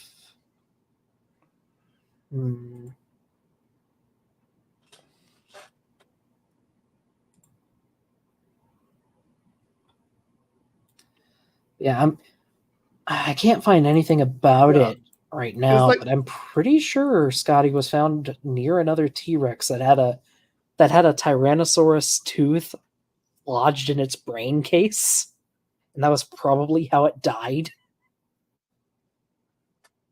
I think that'd kill pretty much anything, though. Their teeth are like bananas. I like what Beamsy says out here. They might have been like us, hair pulling. Yeah, bite my face, bite my face. Mm-hmm. I was thinking that. I'm like, with consent.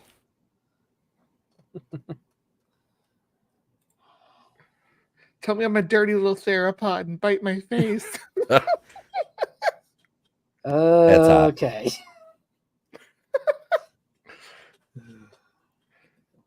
Sorry, Yeah, it's getting a little warm in here.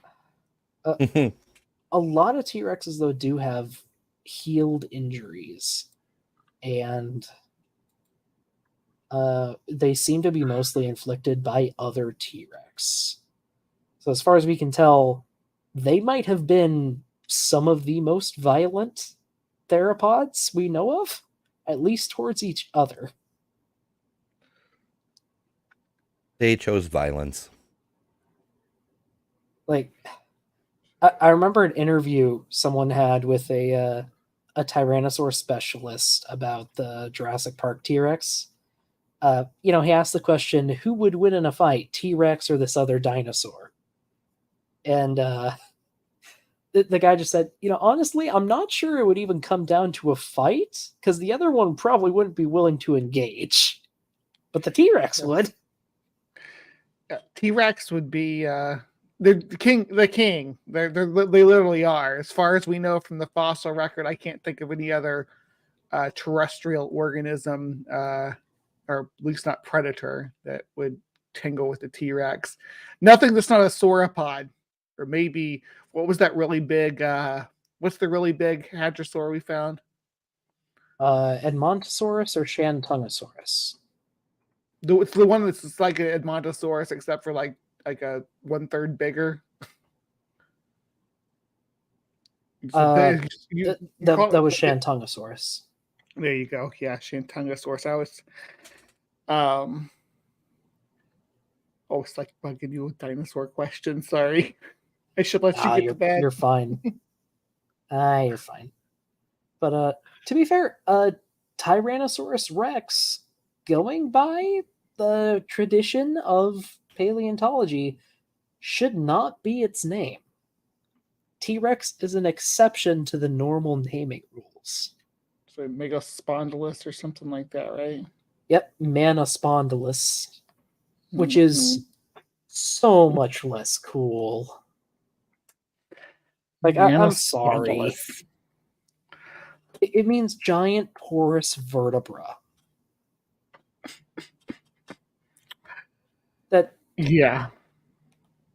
The other option would be Dynamosaurus, which is better, but not as good. Nothing's going to be as cool as sounded as Tyrannosaurus Rex, though. Of course, Megalosaurus didn't take its original name either. It should be Humanum scrotum or something like that. Named after because I thought its bone was a scrotum. But yeah, the other name could have been Dynamosaurus imperiosus. I do like imperiosus. Yeah, so the imperial powerful lizard, or the lizard of the powerful empire, or something like that. That's not bad. I always like ferox behind an animal's name too. Put ferox behind it. Ferocious, right? Yeah, beastly, ferocious. Yeah. Ooh, yeah, sorry, I'm going through the Wikipedia page. There's Nanotyrannus, which tiny terror, basically. That's what they wanted to say Jane was before it was accepted she was a small T-Rex. Stygi Venator? Literally, just you could translate that as Hell Hunter. That's pretty cool. I like Dinodon down here, the terrible tooth. Yeah. Well, Dinodon amplus, so the big terrible tooth. What's Oblisodon? I don't know what oblis. I don't know what that would something translate tooth, but I know what the don is. Lisodon? Oh, it's a tooth genus, which was later assigned to T-Rex. Backwards flowing tooth.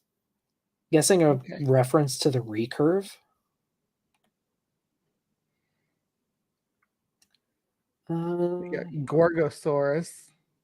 Yep. Which is still a valid dinosaur. Yeah. An Albertosaurus, also still valid. And both badasses, too, don't get enough love. Neither does the Nucosaurus, but the Nucosaurus gets more love than those two, though, because they like to make These days, it wasn't. They did get a lot of love in the past. They're just not as popular nowadays. But Albertosaurus megagracilis. So the really, giant gracile lizard from Alberta. Yeah, kind of an oxymoron, right? Megagracilis. Because usually you have like the mega and the gracilis will be like antipodal species. I can think of like Fatalis or like Homotherium, or not Homotherium, Smilodon, Fatalis, Smilodon, gracilis. Yeah. Oh, right. Dynamosaurus was referenced later on by the name of a new tyrannosaur. Dynamoterror. I do like that Dynasties. name. They didn't even bother translating. They just put terror in the name. Dynasties, though. Oh, the Dynasties. dynastic terror. Yeah, Dynasties makes me think of giant stag beetles and rhinoceros beetles. Ooh, but then again, tyrannosaurs get really cool names. There's also Lithrinax, Argestes. So the king of gore. And let's see. Where's you this? have Where's this? Where was that one from? Go back with the the Southwest U.S. But what formation though? Looks like the Waweep formation. Oh, and the Grand Staircase. Okay. Southern Utah.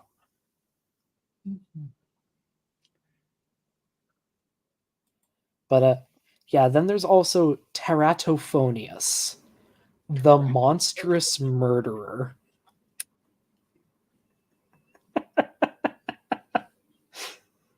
Jesus. I like Australopithecus. It's not a tyrannosaur, but the Southern Butcher. Yeah, that one's good too.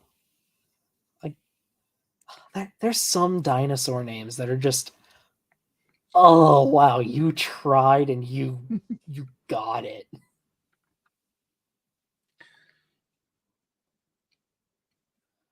Is there a Venator tyrannosaur with Venator in its name?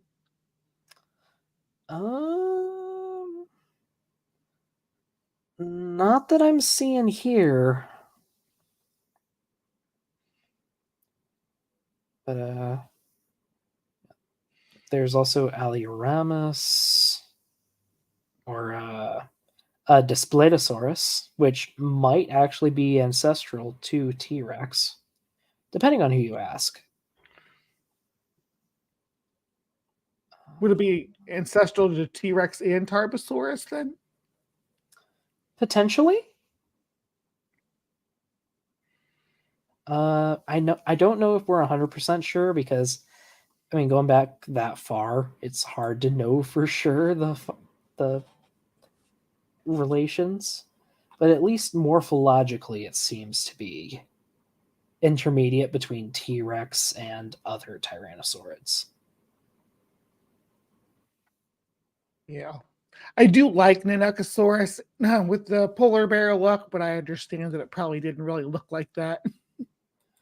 I mean, you could argue for a fluffy Nanocosaurus, and I would not fight you on that. Yeah, it but would even have if it lived was in a relatively cold area, and we are fairly confident that early tyrannosaurs did have a fluffy body covering. and you think it could have been camouflage, right? Because why wouldn't it be? Could have been. Did you hear recently it got upsized? I did not hear that. No. Based on new, I'm not sure if it's new fossils or just new analysis. It's been upsized from like a dwarf tyrannosaur to about Gorgosaurus size, or bigger than Gorgosaurus, like Daspletosaurus sized. Oh, really? So, yeah, let me see. Is there a new size comparison out? They got 9 meters is what I'm seeing here. Which was more than it was. So I'm not sure how old this is. But like here you can see the old size estimate for Nanocosaurus. Mm-hmm. It should be more like Daspletosaurus up here now, based on the new estimates. Okay, so bigger than like Teratophonius and yeah, or Bistaheversor. Not sure I've heard that one before. I don't know that one. Yeah, there's a few on here I don't know, but I don't know the one that starts with a cool. Z. I don't know the one that starts with a Z. There, Zushwin Tyrannus. Zhen. Zhusheng Tyrannus. Yeah. Zhusheng Tyrannus. Bistav. Bistahi Eversor translates to the Beastie Beast. The Beastie Beast. Okay, that's actually pretty good. Yeah, Beastie Beast. Was that what CLE stands for or means to, or just what the Bestia That's after the Discoverer, it looks like. Yeah. Okay. Well, but Spinosaurids have some fun names too.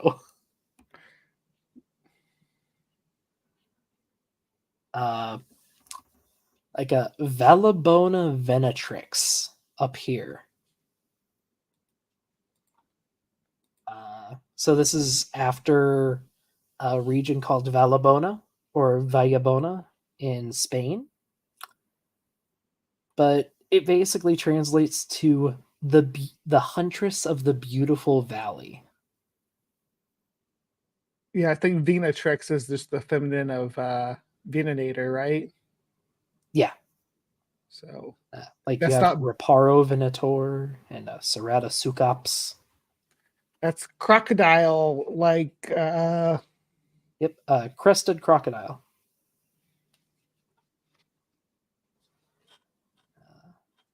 Let's see. Ichthyovenator, the fish hunter. Fish. Yeah. And then you have Irritator. Just the most unfortunate bastard to ever escape the fossil market.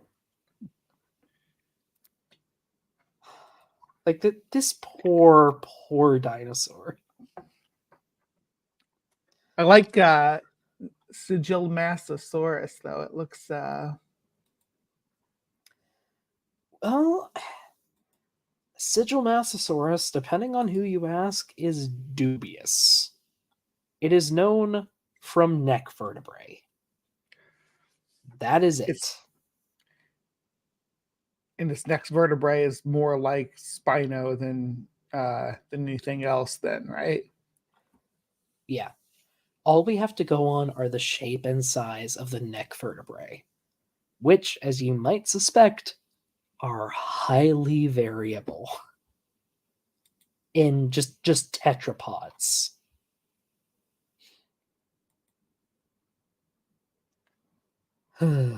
Suchomimus is the crocodile mimic. Iberospinus is the spine dinosaur from Iberia. Yep, the Iberian Peninsula.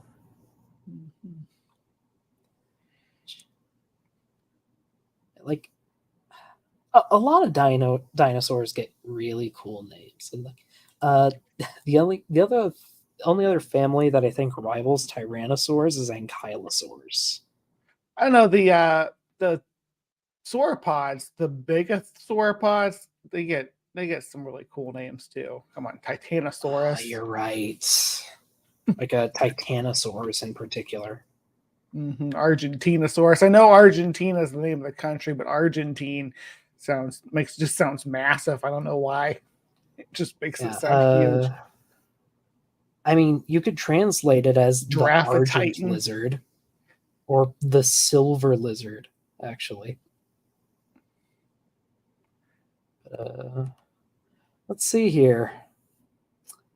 Not sure about that one, but Adamantosaurus, basically the unbreakable lizard. Aracar?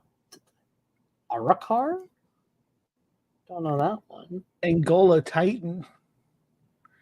Yeah, and Atacama Titan. We get Titan. Ostra Poseidon. Have Titan, Poseidon. They're named after the godly Dreadnoughtus. Dreadnoughtus is badass. Abaru Titan. Bona Titan. Doxia Titan. Or I guess it's from China, so Dacia Titan. Dacia Titan. Hummy Titan. There's lots of Sauruses too, but you know. Sorry, Kaiju Titan. That's probably the best one so far on this list. Ninja Titan? I'm sorry, were these named by the same person? I have to know. Some weeb who studies studies sauropods. Okay. Lithostrotia.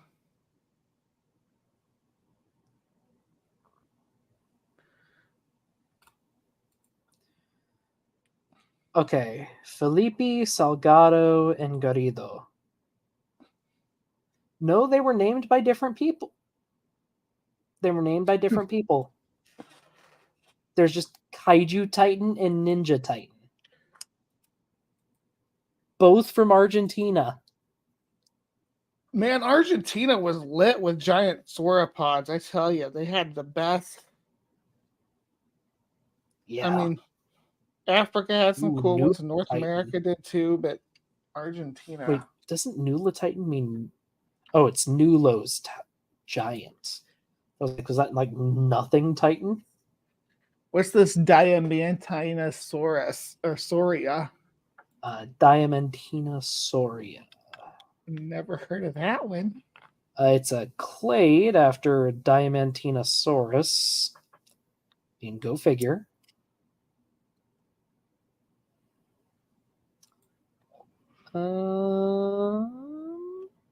Named for the Diamantina River from Australia.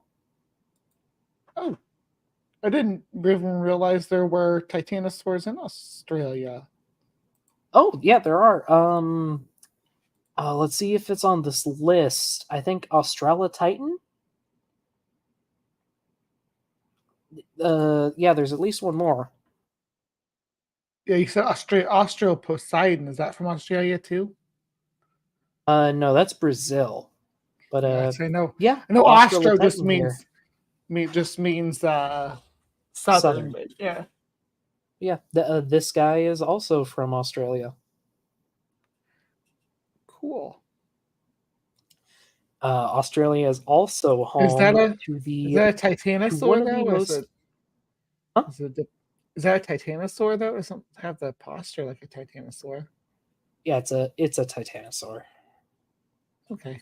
But it's also home to one of the cutest little dinosaurs I have ever seen. This is Minmi. Is it a dwarf ankylosaur? Yep. It's about the size of a large pig, and it is adorable. Let's see. There's also... You know what's adorable? I never remember its name. Simosuchus is adorable.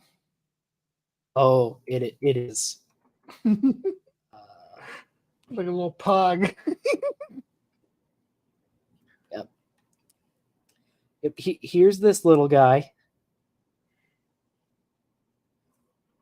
Just a tiny baby with a tail like a battle axe. Yeah, it looks like one of those axes that they used in Mesoamerica with the obsidian sticking out of them. Yeah.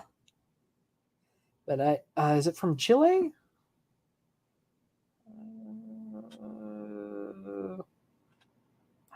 What's it called? Come on.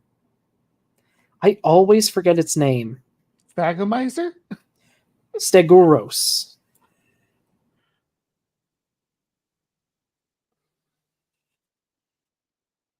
Yep, it's from Chile.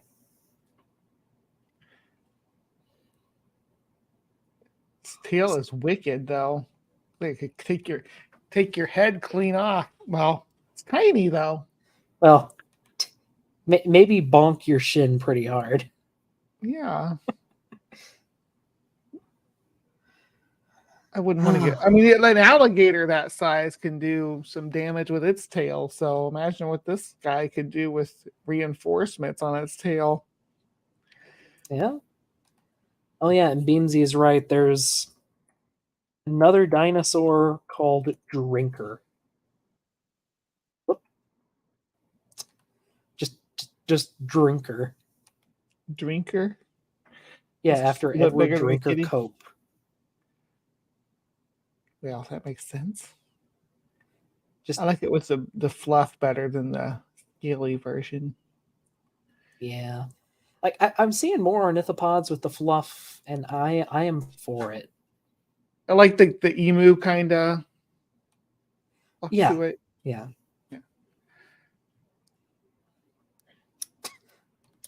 Yeah, there we go.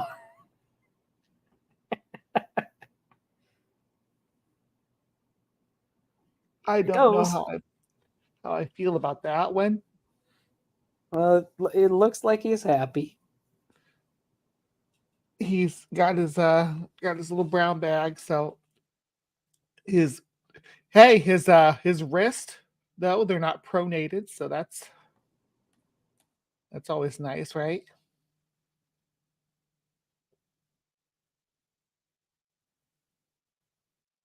Let's see.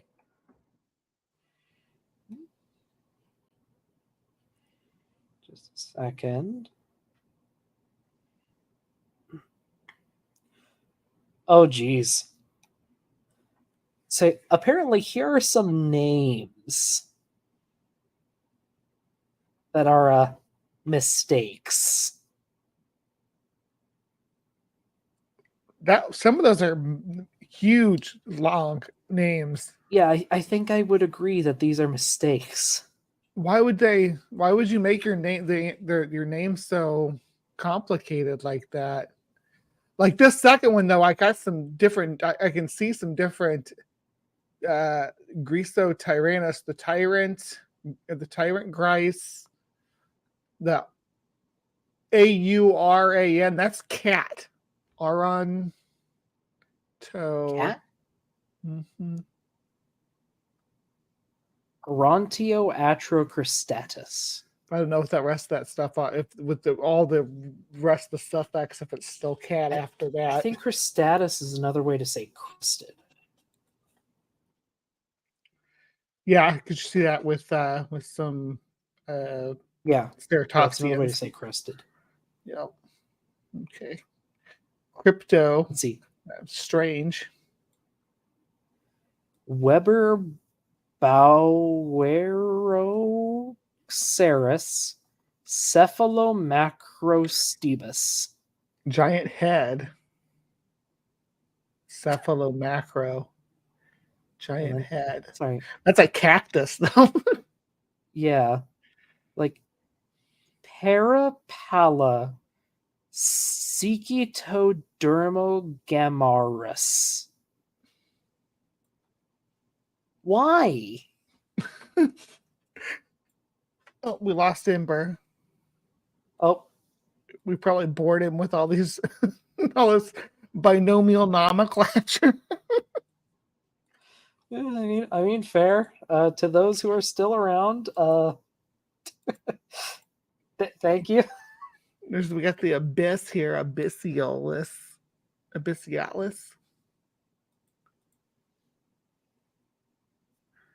So whatever that parapsycho, whatever that guy is. So what are the mistakes that not good, very bad? Are these ones that stick though, right? I mean, because I'd have nightmares trying to pronounce some of these. Like Simeon Kiwixiochinogamarus Siamen Kiwitsichi? You just repeated the first half as the species name? Why?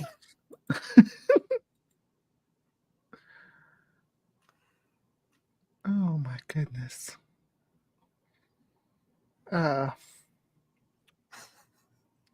I love binomial nomenclature. I love trying to figure out what the things mean and stuff, but this is too much. Excessive.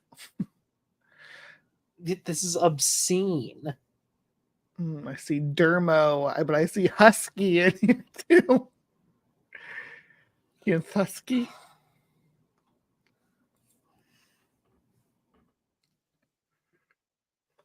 I think I need to look up funny Latin names just to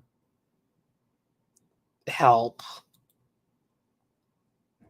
Homo sapiens sapiens. Yeah.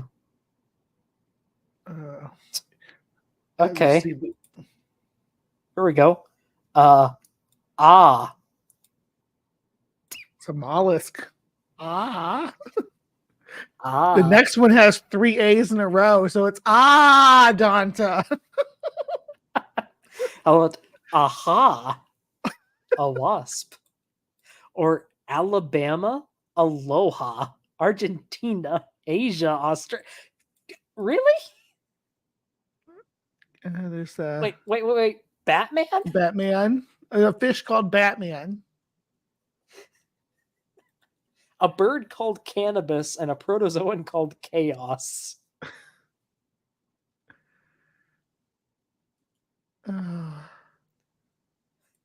Sorry. Disaster. Enema? Yeah, and Florida. Which of these is worse?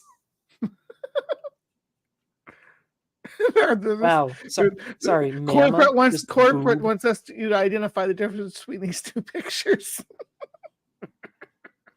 But I'm sorry, you called a mollusk Mama. Just call it boob? Really?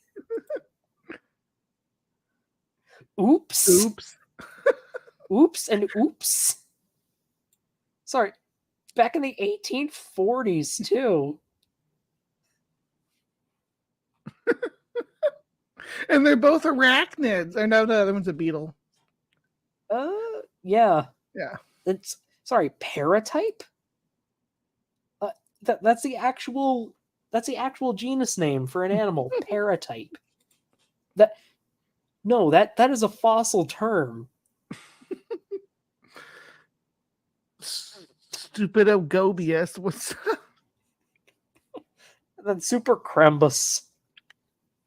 Wait. This. Oh, that's brilliant, though.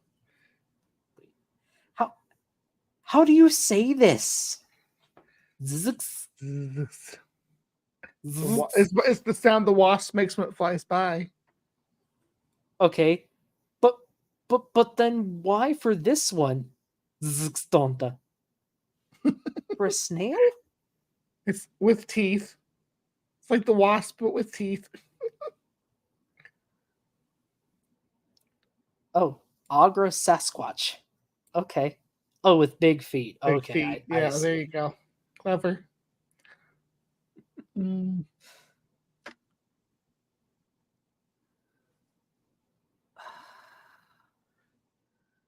Wait. There's chaos.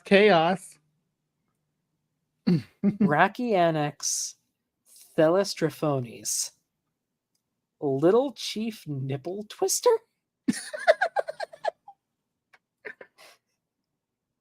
And you're right, chaos. From Linnaeus? Like 1758, it's a protozoan. From Linnaeus. Wow. Chaos, and look at this. Cavaticovelia. Look down here at the enema. Enema pen. that is unfortunate. Gluteus minimus. The little butt. It's of uncertain affinity. The minimum butt. The only thing we know about it is it didn't have much of a butt. Oh, Leonardo da Vinci. That's nice. I like that, especially since it's a moth, because he did the flying machine, Oh yeah, that's a good reference. There it is, scrotum humanum. Yep. And dinosaur. Upupa epops. Epops. Well, last revised Wait. in 2021. Look, Rochelle Linga. Hitler. Where? Rochlinga hit. Oh. Would that be Rochlinga? Because this is Greek. Roch. Yeah, Rochlinga. Rochlinga Hitler. Roche.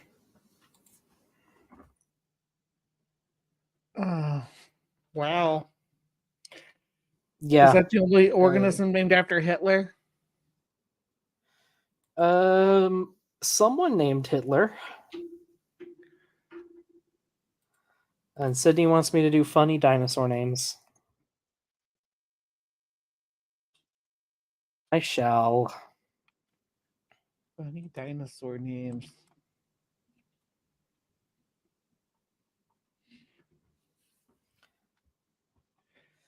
BMB Raptor. Man, top of the list is Irritator. The irritating challenge. And yep, Bambi Raptor. Oh yeah, Gasosaurus. Panty Draco. Yep, there's that little guy again. Erectopus. Oh, yep, and the nickname for Cryolophosaurus, Elvosaurus.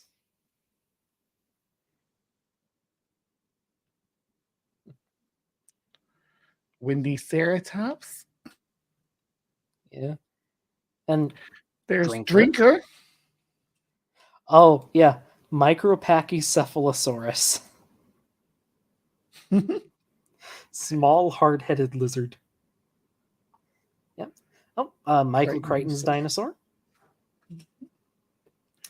Oh yeah, this one. This one is it's great. Moros Intrepidus, the harbinger of doom. Doom. Which, accurate, it's a tiny tyrannosaur. There's Dreadnoughtus, which I think is an awesome name. Oh yeah, Dreadnoughtus is just great. Oh, and here it shows all of them. Kinda. Gasosaurus looks like a hand puppet. Yeah, here's Cryolophosaurus. That's just Triceratops. That's a compy from Jurassic Park 2. Oh no, these are going to make me suffer. Oh yes, Stiggy Moloch. Stiggy Moloch's pretty cool, though. That's a good name, too.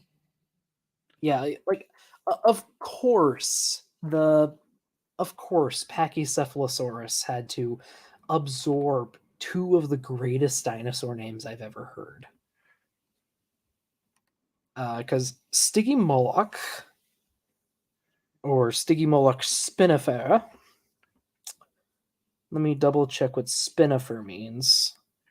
I think it just means spike.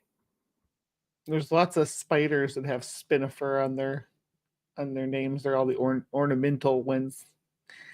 Yep. Have the... Yeah, it translates to the horned demon from the river Styx. And then Dracorex Hogwartsia. Yeah, the king dragon of Hogwarts. Like, oh. Damn it, Pachycephalosaurus. Can we reuse those names, or are they just obsolete now? Huh? Like, could they reuse them for a different species? Because didn't they do that with Brontosaurus? Actually, with Brontosaurus, they were able to argue convincingly it was its own distinct species. Or its own distinct genus. But, yeah, at least for right now, Stygimoloch and Dracorex appear to just be Pachycephalosaurus. That makes their names Nomen... nomen nudum, I think. So they could be, or nobendumium. So they could be reused. Hypothetically. I don't think this was I don't think this is a good rendition of Critonosaurus. It looks like a That's a cross between a Diplodocus. stegosaur and a ankylosaur, kind of. Yeah, it's horrific, whatever it is. Looks like the Roadrunner. Yeah. Oh dear. But that said, it is midnight for me. Yeah, me too. Yeah, I should probably go to I bed. have work in the morning, sadly. Yep. But thank you for joining, Dree. Thank you, Ember, when you were here. Thank you, Tapioca, who I think is officially gone for the night. Yeah. It's late. People probably turning in. But yeah, thanks for hanging out. I like talking about dinosaurs and stuff. We should just do a stream of just that Agreed. sometime. If you ever want to just do a stream talking about dinosaurs or whatever, I would definitely be down. Or just extinct creatures. Yeah. Or let non me extinct see- creatures. Let me see what I can make happen for sure. All right. Sounds good. You have a good night. Yep. Have a good night, everyone. Thanks for joining me. My, what was it? Unaccredited nuggets. That's what we decided on. Nuggets. Yep. Adios.